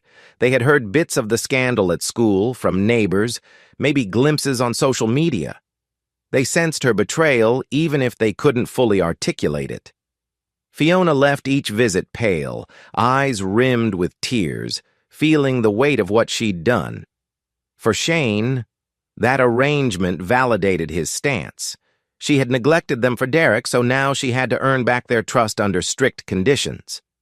Privately, Shane wrestled with swirling emotions. He was furious at Fiona, wanted her to suffer the consequences, yet part of him felt sorrow for the children's fractured relationship with their mother. Late at night, once the kids were asleep, he'd stare at family photos of them at Disneyland or Christmas morning, recalling how Fiona used to be so involved, so loving. Where did that woman go? He asked himself. Did I miss the signs that she'd become so cold, so selfish? In those moments, he fought off doubt. He had to maintain his ironclad resolve, or risk letting Fiona manipulate him again. But it weighed on him. The new reality was bleak. Single father, a messy divorce, the heartbreak glaring in Toby and Emma's eyes whenever Fiona was mentioned. On the other side of town, Derek spiraled downward. The real estate firm's investigation concluded he violated ethics and embezzled company funds to support his affair. He was summarily fired. An official statement condemning his actions was circulated to staff. Derek's severance package? Revoked. He faced possible civil and even criminal charges if the firm pressed them. His professional network evaporated. Colleagues who once lauded him avoided any association, not wanting the scandal's stink to cling to them. Real estate boards blacklisted him from major roles. His only glimmer of hope was to take on some minor consulting if smaller clients would even trust him. But the negative press overshadowed him. Doors slammed shut.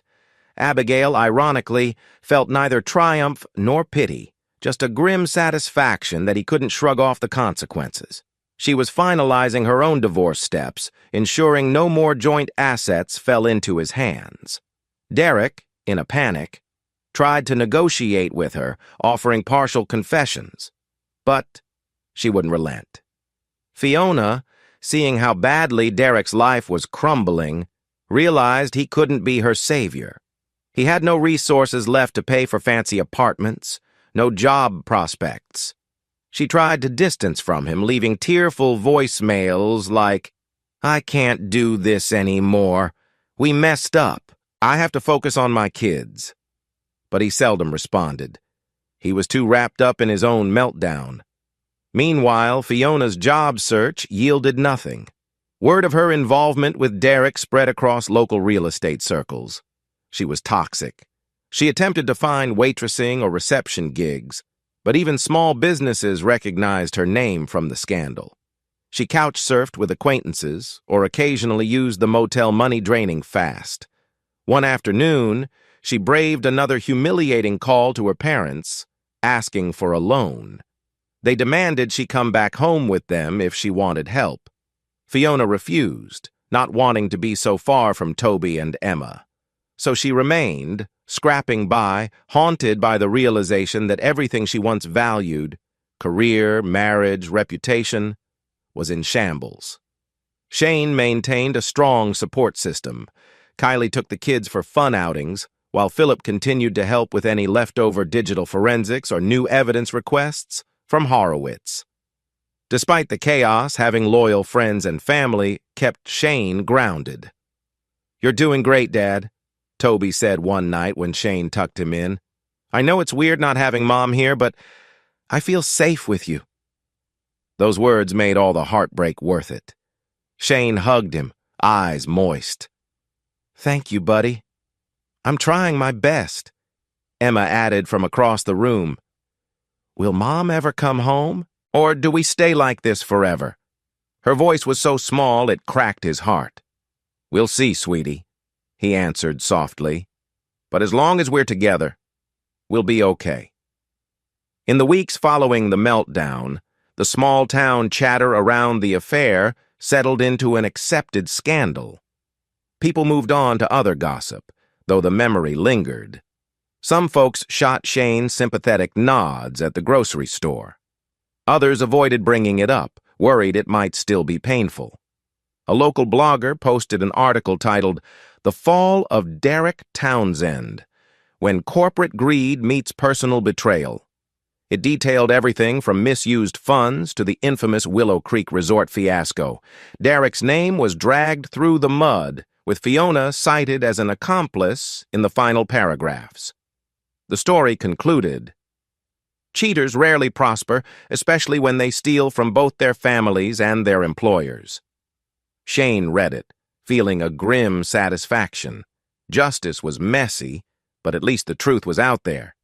Fiona and Derek's illusions of sneaking around scot-free were thoroughly destroyed. Amid the turmoil, Shane and Abigail maintained an occasional line of communication, partly to share updates on the legal battles. Over phone calls, they discovered a shared sense of betrayal, but also a mutual determination to rebuild.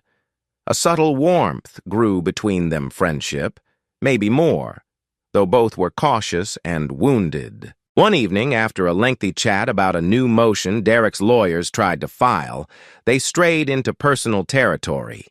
Shane asked softly, "How are you holding up, Abby?" She sighed. "Better than I expected, I guess. My life turned upside down, but I'm coping.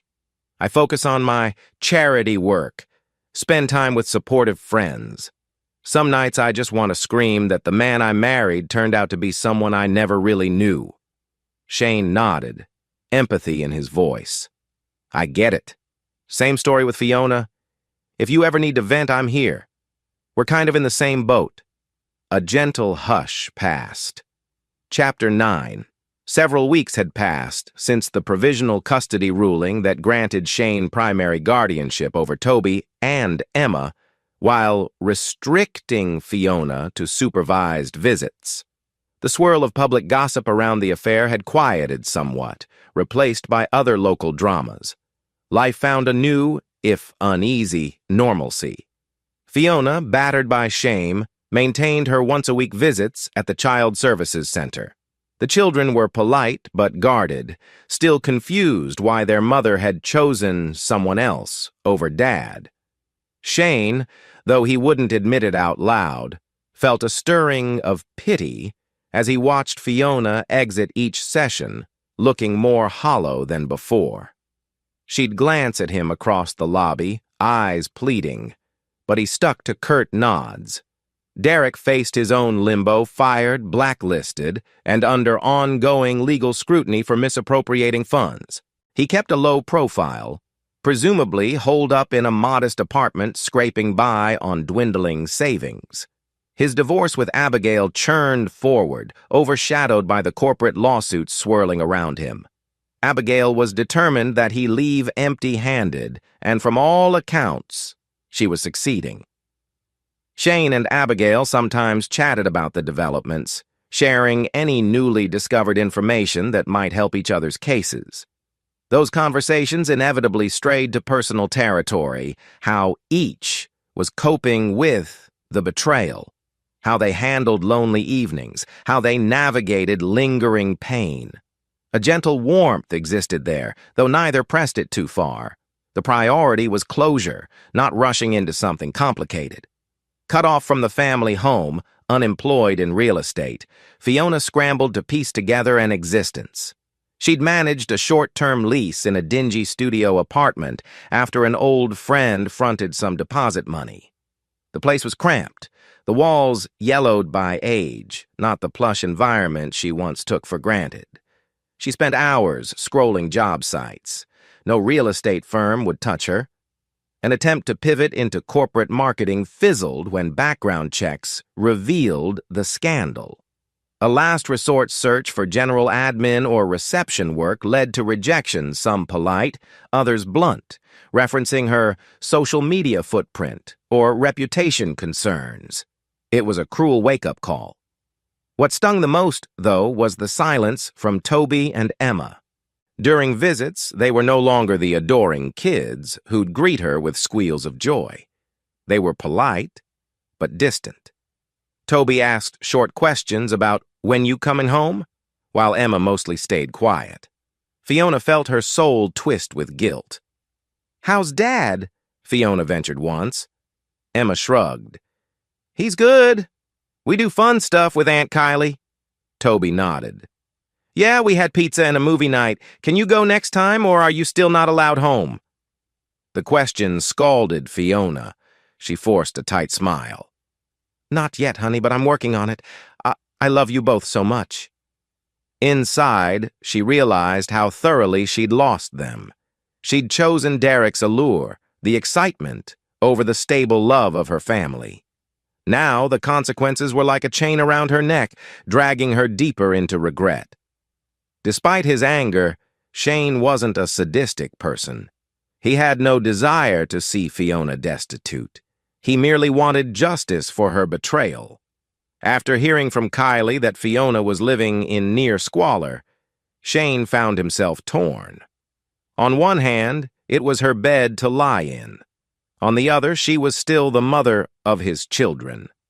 Late one evening, he sat at the dining table, sipping coffee, reading through new messages from Ms. Horowitz about the upcoming final divorce trial. A quiet thought nagged him. Could I maybe offer Fiona some small, supervised contact with the kids outside the sterile center? He dismissed it initially, reminding himself how deep the betrayal ran. Yet, he recognized Toby, and Emma might benefit from seeing Fiona in a more normal environment. So he decided to gauge the kids. Over breakfast, he gently asked, "Hey, so how do you guys feel about maybe spending a couple hours with Mom at the local park or something? If that's allowed. Still supervised, but not in that office building." Toby perked up. "Really? Could we do that, Dad?"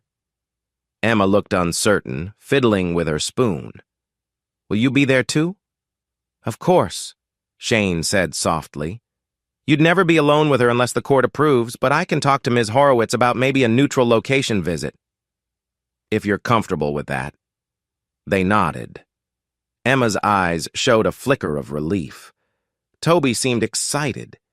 Shane exhaled. "All right.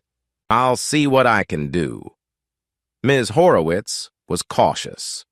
She reminded Shane that any deviation from official supervised visits had to be cleared with the judge, or at least documented. "We can request a one-time exception," she said. "Given your kid's mental well-being, the court may allow a supervised outing if you or another trusted adult is present." Shane filled out the forms, citing the children's request, the desire for a less clinical environment, and his willingness to remain on site. Fiona's lawyer, Carson, quickly agreed. For Fiona, Any chance to see the kids in a friendlier setting was a godsend. Thus, a date was set. Saturday morning, 10 a.m., at a public park. A social worker or another neutral official would come to observe. Shane braced himself, hoping it wouldn't devolve into emotional chaos. That Saturday dawned bright and mild. Toby and Emma tugged on sneakers, eager for fresh air. Shane drove them to the park, a mixture of nerves swirling in his gut. They arrived first, found a shaded bench near a small playground. The designated social worker, Ms. LeClaire, introduced herself politely, ensuring everything was by the book. Fiona showed up not long after, dressed in jeans and a simple blouse, hair tied back. She looked thinner, eyes shadowed from stress. But she managed a brave smile, approaching the kids with outstretched arms. Toby gave a quick hug, Emma a more tentative one. Shane stood a few steps away, arms folded, watchful, yet calm. "Thank you, Shane," Fiona murmured, glancing at him. "For letting this happen." He only nodded, not trusting his voice. The children lured Fiona to the playground, where they tried to show off the climbing frames. Ms. LeClaire hovered at a respectful distance, making notes. Shane took a seat on a nearby bench, scanning the scene with mixed emotions. For an hour, Toby and Emma laughed a bit, enjoying the fresh air. Fiona tried to engage them in small talk school, cartoons, favorite foods, anything to lighten the tension. The kids gradually relaxed. Emma even giggled when Fiona tried climbing a small ladder and almost slipped. Shane felt a pang of bittersweet gratitude. At least they're smiling. He couldn't deny that seeing Fiona in motherly mode tugged at something deep within him, a memory of the woman she used to be. But he reminded himself she'd shattered that trust, and actions had consequences. Just as things seemed to be going relatively smoothly, a familiar face strode into view. Derek. He wore casual clothes, an old baseball cap pulled low. Spotting Fiona with the kids, he paused, uncertain. Toby noticed him first, recognizing him from the meltdown fiasco, and tensed. Shane felt his anger spike. "What the hell is he doing here?" He rose swiftly, approaching. Ms. LeClaire eyed Derek warily, stepping closer to the children. Fiona blanched, eyes darting to Derek. I have no idea why he came." She turned to him, voice shaking. "Derek, this is not your place. Please leave." Derek bristled, scowling at Shane. "I just wanted to talk to Fiona for a second." "You have some nerve," Shane growled, fists clenching. "We're here with my kids. You better walk away before I call the police." Ms. LeClaire intervened calmly. "Mr. Townsend, this is a court-approved supervised visit. You are not authorized to be near these children or Ms. Pearson during this time frame. Please step back immediately." Derek hesitated, but the mention of court authority made him retreat a half-step. He shot Fiona a look some mixture of regret and frustration. Then, as Toby grabbed Emma's hand protectively, Derek realized how unwelcome he was. "Fine," he muttered. "But Fiona, we need to talk eventually about everything." "Not now," she whispered, tears forming. "Not here." Derek cast a bitter glance at Shane, then turned on his heel and strode away, disappearing around a hedge. The tension he left behind was palpable. Fiona wiped at her eyes, apologizing to Toby and Emma. "I'm sorry, sweethearts. He shouldn't have come. I had no idea." Emma clung to Shane's leg. Toby glared in the direction Derek had vanished. "He's the man who took you away, Mom. I don't like him." Fiona could only nod, at a loss for words, guilt etched on her face. Shane rubbed Emma's shoulder, keeping his voice steady. "He's gone now, kids. Let's not let him ruin our morning." For the next half hour, the mood was subdued, but the kids tried to recapture some playfulness. Fiona hovered, trying to be helpful, but the overshadowing presence of Derek's intrusion dulled the experience. When the official supervised time concluded, Ms. LeClaire approached with a sympathetic smile, gently reminding Fiona that she had to part ways. "I love you, Toby. I love you, Emma," Fiona whispered, hugging them tight. "I'll see you next time, okay?" They nodded, offering faint smiles. Then Fiona stepped back, giving Shane a tearful glance. "I'm sorry about Derek. I truly had no idea he'd show up." Shane looked away, jaw tight. "Just keep him away from my kids. I won't repeat myself." With that, she departed, her figure shrinking in the distance. Toby sighed. Emma sniffled. The social worker ended the session. A swirl of emotions followed Shane as he guided the children to the car, cursing Derek under his breath for ambushing them like that. Later that day, Philip called Shane with a disturbing update. He'd been quietly monitoring some social media feeds. Derek had posted a cryptic rant about how people try to strip you of everything just for falling in love and how the system is rigged against real passion. The post included half-veiled threats about bringing certain hypocrites down. "Sounds like a meltdown," Philip remarked. "He's lashing out. Might be looking to stir trouble for you or Fiona." "Watch your back, man." Shane scowled. The last thing he needed was a desperate Derek meddling, especially around Toby and Emma. He told Philip, "If he shows up near my kids again, I'll file a restraining order. He's done enough damage." Driven by concern for any new ploys Derek might attempt, Shane phoned Abigail to compare notes. She told him she'd seen Derek's posts as well, ignoring them. "He tried calling me too, leaving voicemails about how I turned everyone against him." "Ridiculous." "He showed up at the park while Fiona was with my kids," Shane revealed, voice low. "Talk about no boundaries," Abigail groaned. "That man used to be so smooth, so confident. Now he's unraveling. I'm sorry you had to deal with that. But keep me posted if he pulls anything else." There was a moment of silence before she added quietly, "You okay, though? I mean, with the kids' feelings, Fiona's meltdown, all of it?" "It's hard," Shane admitted. "I'm trying to keep it together. Some days I just want it all to be over. The divorce, the drama, the heartbreak, you know?" "I do," she said softly, "but one day at a time. And if you ever want to talk outside of all this legal stuff, I'm here." Shane hesitated, feeling a warmth in her tone. "Thanks, Abby. I might take you up on that." As the final divorce trial date inched closer, tensions crackled in the background. Fiona was desperate to salvage any shred of custody rights, knowing Toby and Emma viewed her with wariness.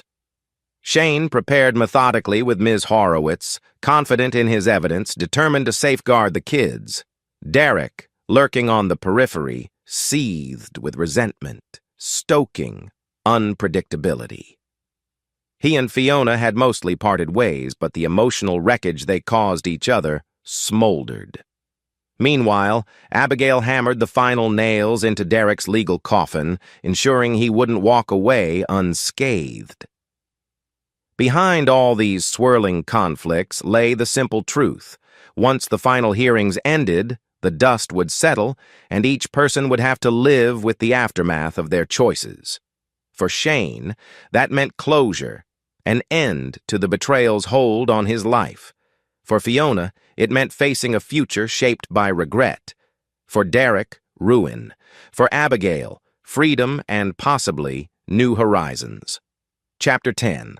The final divorce trial for Shane and Fiona was scheduled to span several days in county court. By now, months had elapsed since Fiona's affair burst into the public eye. The relentless swirl of humiliation forced her to rebuild some semblance of calm. She maintained occasional phone calls with Toby and Emma, but they remained firmly under Shane's custody. Shane felt a swirl of conflicting emotions as he walked into Ms. Horowitz's office to finalize pretrial strategy. On one hand, He was relieved to put an end to this chapter. On the other, it felt tragic to stand in a courtroom dissecting the remains of a once promising marriage. But there was no alternative. Fiona had sealed their fate by lying and sneaking off with Derek. Now the law would decide the outcome. "We'll push for a clean break," Horowitz told him firmly. "Full custody or at least majority custody. Financial restitution for any marital assets she squandered on the affair. Possibly no alimony, given her adultery and jobless state. She might try for spousal support, but we can argue her downfall is self-inflicted." Shane nodded. "I want to keep it civil for the kids, but I won't let her off easy. She used me, humiliated me. She doesn't get to just skip away from the damage she caused." Fiona, meanwhile, sat with her own lawyer, Carson, in a cramped conference room. She looked exhausted, hollow cheeks, dark circles under her eyes. Carson explained that the case looked grim. "Shane's evidence is overwhelming. Explicit proof of your affair, financial records showing you spent joint funds on Derek, recorded statements were basically in damage control." "But I'm still their mother," Fiona whispered. "Shouldn't that count for something?" Carson sighed. "It does. But the court sees patterns. Neglect, dishonesty, instability. You have to show genuine remorse and some plan for financial independence. Maybe we can argue for partial spousal support so you can get back on your feet. But it's an uphill battle." In her heart, Fiona knew the best outcome might be limited custody and minimal settlement, an echo of the life she once had. She dreaded facing Shane in open court, dreaded how Toby and Emma might see her after the final ruling. Yet there was no escape. She'd chosen this path, and the consequences loomed. In the days leading to the trial, rumors surfaced that Derek was behaving erratically. He allegedly confronted a former colleague outside a bar, ranting about how everyone betrayed me. Some said he was spiraling into heavy drinking. A neighbor claimed he heard Derek cursing loudly at night, ranting about Fiona, about that damn husband, about how the system was rigged. Abigail, unshaken, continued pressing her own divorce and any potential criminal charges for his misappropriation of funds. She discovered a few more undisclosed accounts, which only fueled her legal team's push to freeze all of Derek's assets. He was losing everything: house, job, social standing. The man who once carried himself with swagger was now a husk of bitterness. On the eve of the trial's start, Shane found himself awake past midnight, pacing in the living room. The kids slept soundly upstairs. The house was silent, save for the gentle hum of the air conditioner.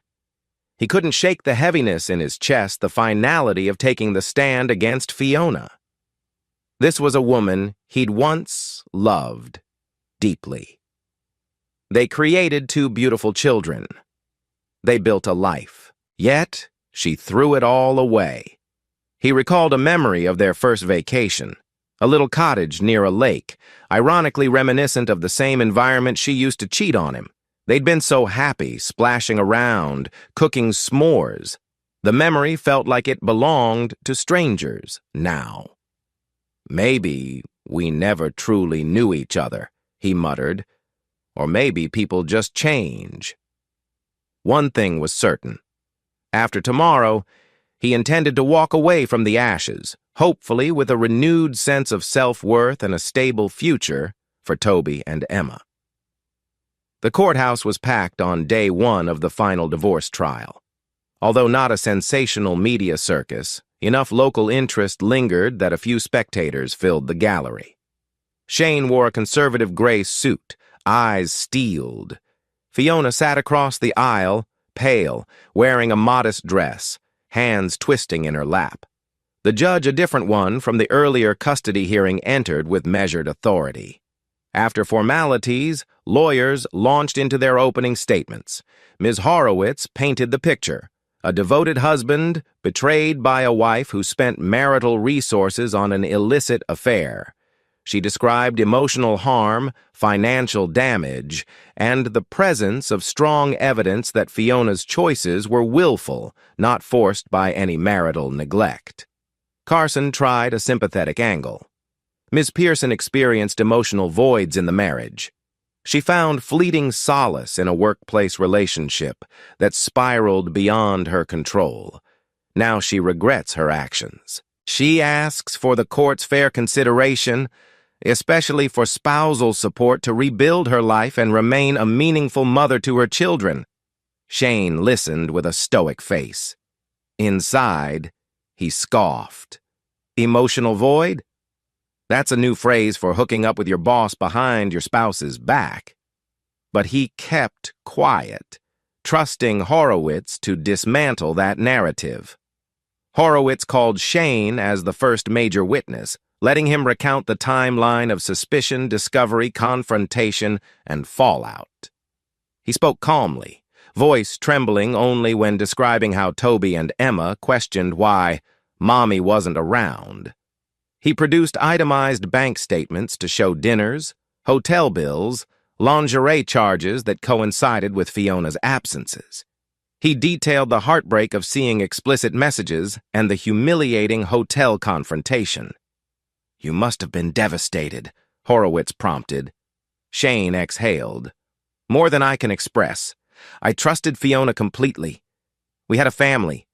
Her deceit, it destroyed the foundation of our marriage."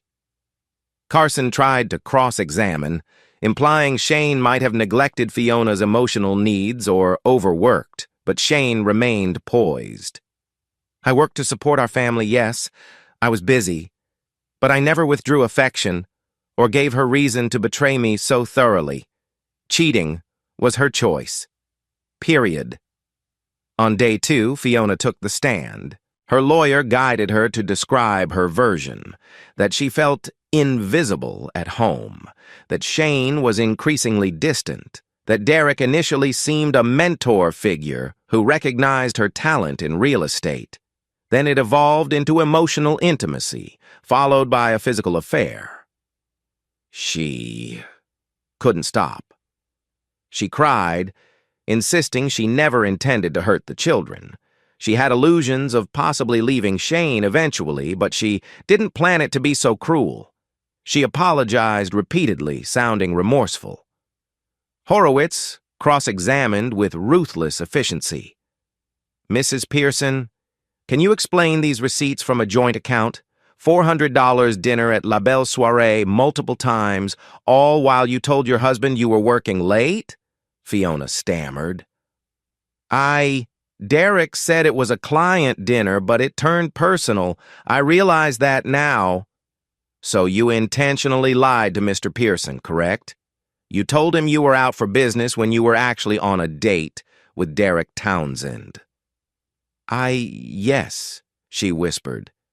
"And you also purchased expensive lingerie on the same account lingerie you never wore for your husband but for Derek, correct?" Fiona flushed. I'm sorry." "Yes?" Each question hammered her admissions, painting her as deliberate and manipulative. Horowitz kept referencing timestamps that matched messages mocking Shane. Fiona's tears never quite swayed the attorney, who pressed on relentlessly. A child psychologist briefly testified about Toby and Emma's well-being, referencing evaluations done post-affair. They stated the kids had adjusted better to living primarily with Shane, though they displayed anxiety about Fiona's unpredictability. The psychologist recommended a stable environment, minimal disruptions, and careful reintroduction of Fiona's parenting time. That testimony bolstered Shane's custody claim. Carson tried to spin it as Fiona needing a chance to rebuild trust. But the psychologist was firm. Children benefit from continuity and reliable caretakers. Ms. Pearson has been absent or inconsistent, causing emotional stress for the minors. By day 3's conclusion, the main evidence had been presented. Horowitz hammered home that Fiona's affair was not a one-time mistake, but a long-term deception funded by marital resources, harming the children's stability. She asked the court to finalize a divorce, granting Shane full custody, with only limited supervised visitation for Fiona, plus minimal or no spousal support given her misconduct. Carson, in closing, tried for sympathy. Fiona was remorseful, had no stable income, needed a lifeline to eventually reintegrate as a mother. He argued that punishing her financially would also harm Toby and Emma if she remained destitute. He pleaded for partial custody and some monthly spousal maintenance. The judge adjourned, saying she would issue a written ruling within days. Fiona left the courtroom, visibly shaking, tears brimming. Shane caught a glimpse of her heartbreak, but forced himself to remain resolute. He had to be strong, not yield to a sudden wave of pity that might undermine the children's best interests. The legal teams informed them it might be up to a week before the official ruling. Shane exhaled, feeling drained yet strangely at peace. He'd laid everything bare, no more secrets, no more illusions. Now it was in the judge's hands. At home, Toby and Emma asked if the big court thing was over. Shane kissed their foreheads, reassuring them. Mostly yes. We just wait for the judge to say how things will be from now on. They nodded, content that Dad seemed calm, that the grown-up world of lawyers and heartbreak was nearing an end. Chapter 11. A week later, the official ruling arrived in each party's mailbox, a thick envelope with the judge's seal. Shane held his breath as he skimmed the dense legal language. The gist: custody. Full physical and legal custody awarded to Shane. Fiona retained the right to petition for modifications in the future, but only after demonstrating stability and consistent supervised visitation for a determined period, at least 12 months. Child support. Fiona, once employed, would be required to pay child support proportionate to her income. Until she found stable work, the amount remained nominal, but the obligation was there. Spousal support. Denied. The court found Fiona's actions constituted marital misconduct, leading to financial harm. She received no alimony. Property division. The marital home remained Shane's, as he'd covered the mortgage. Fiona was entitled only to a small portion of liquid funds from any jointly held savings before the affair, but not the accounts she'd misused for the affair expenses. Legal fees. Fiona bore partial responsibility for Shane's attorney costs, given her prolonged, deceitful conduct. Shane felt relief wash over him like a tidal wave. No more uncertainty. No forced financial drain to support the woman who had betrayed him. Toby and Emma remained securely under his roof. The judge had effectively recognized Fiona's wrongdoing. The heartbreak lingered, but from a legal standpoint, he'd won decisively. Fiona, upon reading the same documents in her drab studio, sank onto the floor. No spousal support. No immediate, unsupervised custody. She recalled how Derek had once joked about them running away together, living the high life. Now she had nothing. She tried calling Carson in a panic, but he was resigned, confirming that the ruling was fair under the circumstances. She could appeal, but it was unlikely to be overturned. Out of desperation, she phoned Shane the first time since the trial. He answered warily. "What do you want, Fiona?" "The judge's decision." "It leaves me with almost nothing," she whispered. "I understand I messed up, but is there no compassion left? I'm their mother, Shane. You can't just shut me out." "Forever." Shane's tone remained guarded. "I'm not shutting you out. You have visitation. You can see them if you prove you're reliable. The court spelled it out. I didn't do that. Your own actions did." "But I can't even afford a better place to live," she whined. "Without alimony, how am I—" His frustration flared. "No, you don't get to play victim. You orchestrated an affair, lied, and spent my money on it. Now you want me to support you?" Unbelievable. The line went silent for a moment, only her soft sobs audible. Then she whispered, "I'm sorry," and hung up. Shane stared at the phone, chest tight. He didn't relish her suffering, but neither would he rescue her.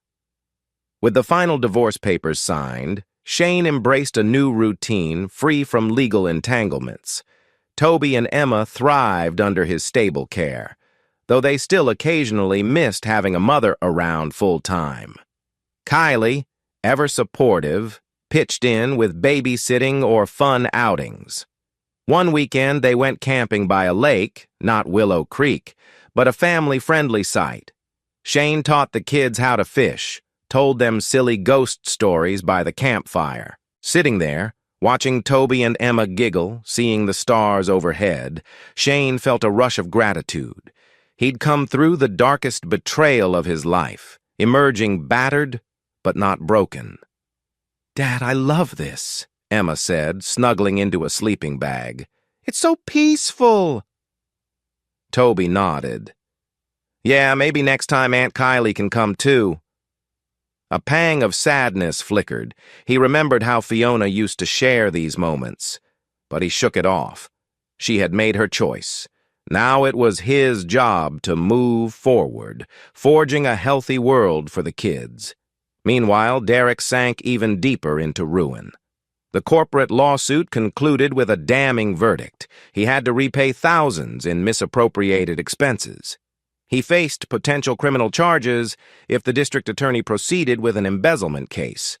Word was that Abigail had hammered his finances mercilessly in their divorce settlement, leaving him with little more than personal effects. He bounced between cheap motels, occasionally lashing out on social media with rants about how the system punishes men who dare follow their heart, ironically ignoring that he had systematically cheated, lied, and stolen. Some rumored he was close to skipping town entirely. Others said he might land in jail if he couldn't pay restitution. Regardless, Shane no longer cared. Derek was no longer a threat. One mild evening, Shane received a text from Abigail. "Divorce finally finalized. Wanted to say thanks for your help. Also, how are you and the kids? Maybe we can catch dinner sometime just as friends." He stared at the phone, a faint smile tugging at his lips. He'd grown to admire her resilience and level-headed nature. They'd both endured heartbreak inflicted by the same cheating duo. Why not share a meal and decompress? They arranged to meet at a modest Italian restaurant, each driving separately. The first few moments felt slightly awkward, two newly divorced individuals, forging a connection in the aftermath of betrayal. But as conversation flowed, warmth replaced tension. "I'm just relieved the courts recognized Derek's wrongdoing," Abigail said, sipping her wine. "I get to keep the house. He has to pay me a lump sum. Not that I thrive on his downfall, but, well, maybe a little. He lied to me for so long." Shane nodded. "I feel the same about Fiona. I don't rejoice in her misery, but I'm glad I protected the kids. The judge's ruling was fair." They chatted about their future plans, Abigail's philanthropic pursuits, Shane's engineering projects. They discovered a mutual love for traveling, discussing dream destinations. A subtle spark flickered, but neither rushed. This was not a rebound fling. It was two wounded souls finding solace in each other's company. Midway through the dinner, the conversation grew more personal. Abigail admitted she sometimes lay awake at night, questioning how she'd failed to see Derek's betrayal.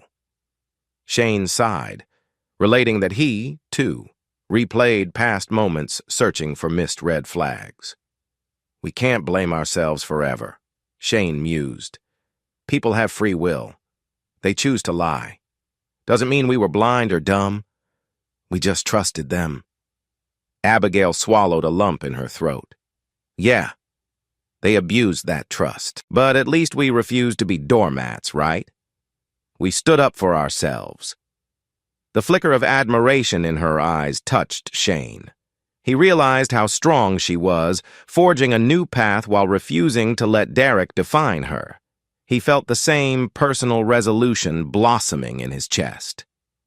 After dinner, Abigail offered to split the check, but Shane insisted on covering. "You helped me just as much as I helped you. It's the least I can do." Outside, under the glow of a street lamp, they lingered, neither wanting to rush off. "Thank you," she said softly, "for being there during all the chaos. I'm grateful we weren't alone in this." Shane exhaled. "Likewise. Without your cooperation, who knows if Fiona or Derek would have faced consequences. And it's nice to talk to someone who really understands." A gentle hush followed. Abigail stepped forward, hugging him lightly. Not the hungry, intense embrace of new lovers, but a tender sign of solidarity, two people who survived a storm. Shane wrapped his arms around her, breathing in the moment, grateful for the warmth after so many cold months of bitterness. "We'll see each other again?" she asked softly, pulling back to meet his eyes. "Yeah," Shane murmured, lips curving in a small smile. "I'd like that." Elsewhere that same evening, Fiona found herself alone in her cramped studio. Leftover instant noodles on the counter, job applications on her laptop, rejected again. She scrolled social media aimlessly, stumbling upon a photo someone had tagged. Shane and Abigail glimpsed at the restaurant, smiling. A wave of jealousy and sorrow crashed over her. "He's moved on," she whispered, voice shaking. Her mind whirled. Of course he has. Abigail understands him, both betrayed by the same duo. Perfect story for them to bond over. She slammed the laptop shut, tears pricking her eyes. She had no right to feel betrayed. She was the one who cheated. But the idea of Shane happily sharing laughter with another woman, especially Derek's wife, gnawed at her. She realized how thoroughly she'd lost him. The final remnants of hope that he might someday forgive her dissolved into bitter acceptance. Shane didn't hide the fact he was chatting with Miss Abigail. Over breakfast, Toby asked innocently, "Who's that lady you had dinner with, Dad?" Emma chimed in, "Yeah, is she your girlfriend?" They giggled, curious. Shane chuckled softly, his cheeks flushing. "We're just friends for now. She's someone who went through a similar situation as me. She's nice. We like talking." "Will we meet her?" Toby asked, wide-eyed. "Maybe someday," Shane said, ruffling his son's hair. "No rush. You guys are my main priority." Inwardly, he felt a swirl of hope and caution. He wanted to ensure the kids had stability before integrating a new figure into their lives. But the possibility of a future with someone who truly respected him, that lit a quiet joy in his heart. With the final divorce behind him, custody settled, and Fiona legally barred from any substantial claims, Shane began living with newfound peace. The fiasco that once consumed his every waking moment subsided into background noise. Sure, Fiona's weekly supervised visits continued, and Toby and Emma still processed the emotional fallout. But day by day, normalcy returned. The next official hearing, if any, would revolve around Fiona's potential petition for expanded visitation, but that required her to maintain stable employment, housing, and consistent therapy. She had a long road to prove herself. Shane concluded that, for the first time since discovering Fiona's affair, he could finally breathe. The horizon lay open, no longer shadowed by betrayal. His children were safe. Derek and Fiona had reaped the bitter harvest of their deceit, and Abigail was quietly emerging as a possible partner in the future, should they both choose to walk that path. Chapter 12. A year ticked by, bringing subtle transformations. Shane settled into single fatherhood with calm efficiency. He advanced at his engineering firm, recognized for his reliability and clear-headed approach. Toby and Emma thrived. steadily forgetting the turbulence of the previous year. Fiona begrudgingly found sporadic administrative temp work, surviving in a modest apartment. She attended counseling sessions mandated by the court, slowly trying to rebuild a sense of self. She never fully shook the label of the woman who cheated with her boss, but at least she tried to show consistency in her supervised visits, hoping time would restore her bond with the kids. Derek practically vanished from the local scene after losing the lawsuit. Rumors suggested he moved out of state, possibly to avoid paying the restitution. Some said he was living off a distant relative. Others claimed he faced jail time if he ever returned. Most folks shrugged him off as a cautionary tale. Abigail blossomed post-divorce, focusing on philanthropic projects. She sold the old marital home tainted by memories of Derek and moved to a charming townhouse closer to the city's cultural district. Through sporadic texts, Shane and Abigail kept in touch, each respecting the other's busy life.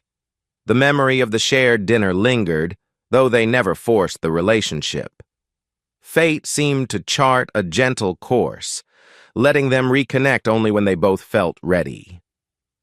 After a year of showing up consistently, albeit awkwardly, for Toby and Emma's visits, Fiona filed a motion to reduce supervision. She cited stable housing, therapy attendance, no further misconduct. Shane, still cautious, consulted Toby and Emma. They were ambivalent, but not against seeing their mother in a less clinical setting. Horowitz advised Shane that a judge might allow partial unsupervised visits if Fiona's compliance remained strong. She's kept her record clean this past year. The court might see it as progress, Horowitz said. I won't object if the kids are okay with it, Shane replied, ruffling Emma's hair as she sat on his lap. Their comfort matters most. Ultimately, the judge granted Fiona partial unsupervised visitation, an incremental step. She could take the kids to a diner, a park, or the movies for a few hours on weekends, but had to return them by evening. Toby and Emma seemed curious. Fiona was overjoyed, but also terrified, worried that any misstep would cost her. On a mild Saturday, Fiona arrived at Shane's home to pick up Toby and Emma for their first unsupervised outing in over a year.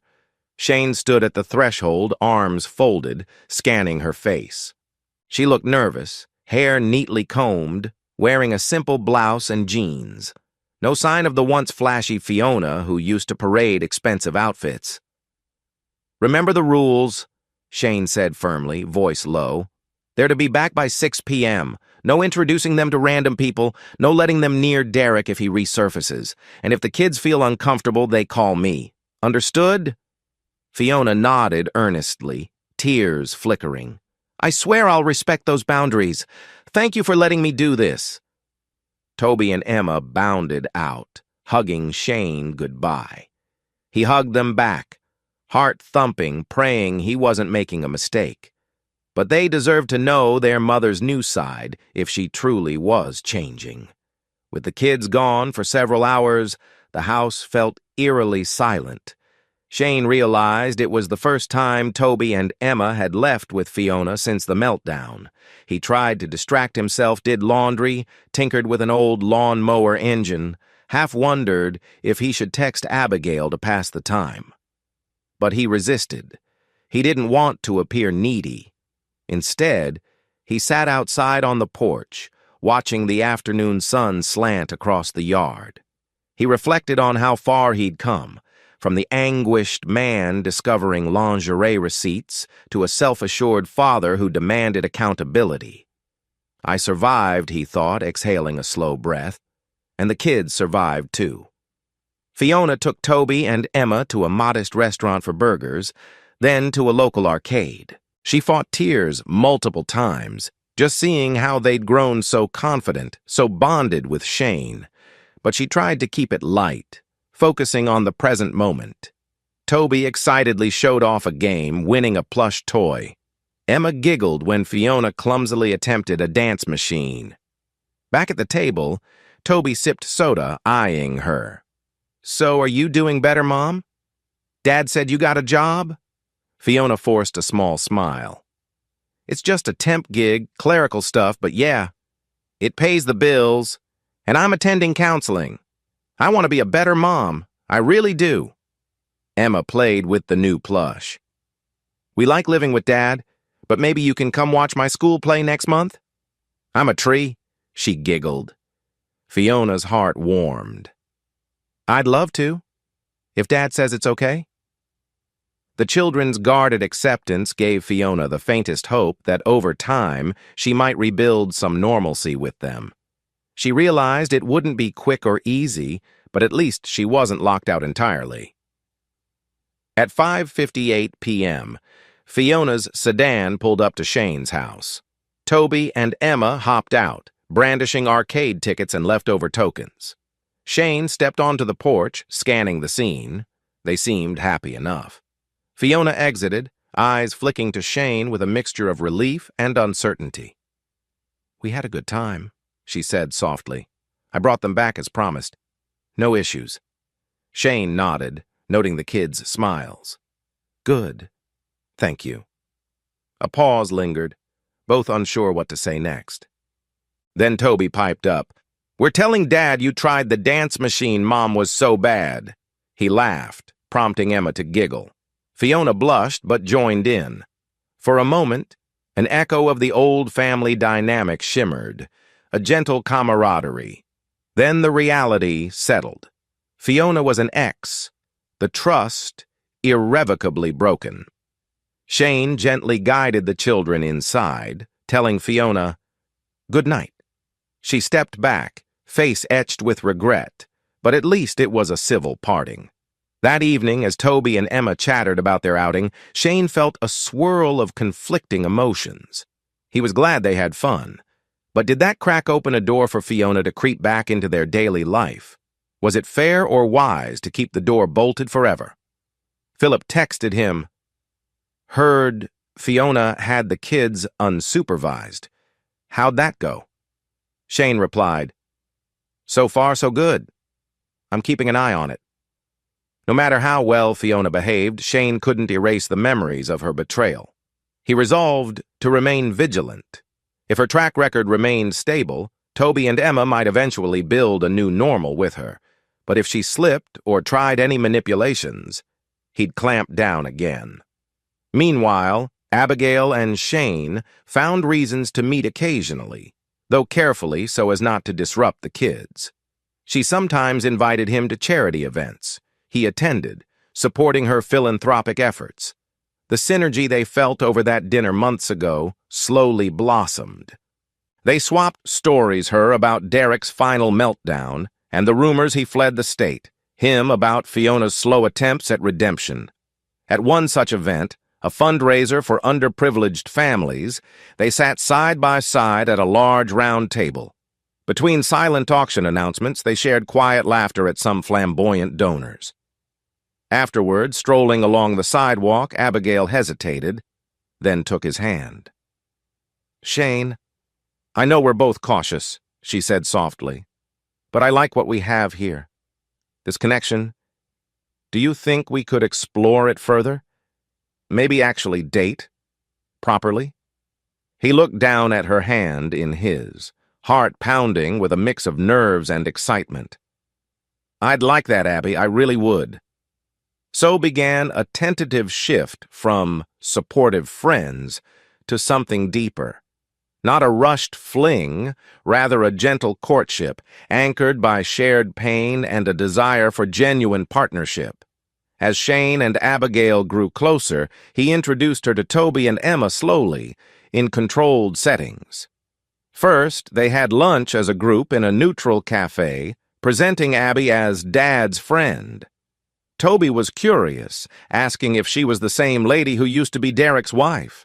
Emma found her sweet and asked about her job helping families. Neither child seemed upset, just intrigued, as kids often are. Fiona, hearing whispers that Shane might be dating Derek's ex-wife, felt a stab of jealousy and confusion. But she had no standing to object. She'd forfeited that right when she cheated. She told Carson in a phone call, "It's weird, though, right? Shane and Abigail, that's so twisted." Her lawyer shrugged. "Not your business now. Focus on your own path." Over time, the new dynamic settled into place. Fiona strove to become a better mother, step by painstaking step, abiding by the visitation guidelines, slowly forging a fragile trust with Toby and Emma. She recognized she might never regain the life she once had, but at least she wasn't barred from seeing them. Shane thrived at work and at home, enjoying normalcy, free from the toxic stress of betrayal. He and Abigail slowly, carefully built a new relationship. Perhaps they would evolve into a committed couple, or perhaps remain strong friends with potential. Either way, they found comfort in each other's presence. Derek vanished from the local map. Gossip suggested he was wanted for failing to meet restitution obligations. Some said he ended up in another state, living a ghost-like existence. None in Shane's circle cared enough to verify. Philip teased Shane about the happy ending, joking that it was straight out of a TV drama. Cheater wife gets her comeuppance. The good husband ends up with the other betrayed spouse. Shane didn't deny it might look that way, but real life was more nuanced and messy. Still, he welcomed any new happiness that might arise. In the final pages of this saga, we see Shane on a sunny Saturday, prepping the grill in his backyard. Toby and Emma run around with water balloons, shrieking. Kylie helps set out plates. Abigail arrives carrying a salad bowl, smiling warmly at Shane. They exchange a brief hug, an unspoken understanding that each day is a fresh start. Fiona, invited only if the kids specifically request it, remains absent. This time she's still an outsider, though not wholly estranged. She might reappear at a future cookout if she continues demonstrating positive change. For now, the small circle is content, laughing under the clear sky, forging a new sense of family and friendship unclouded by deceit. And so the journey ends, not with a grand flourish, but with a quiet sense of peaceful resolution. The cheating wife revenge saga closes on a note of personal growth, accountability, and cautious new beginnings.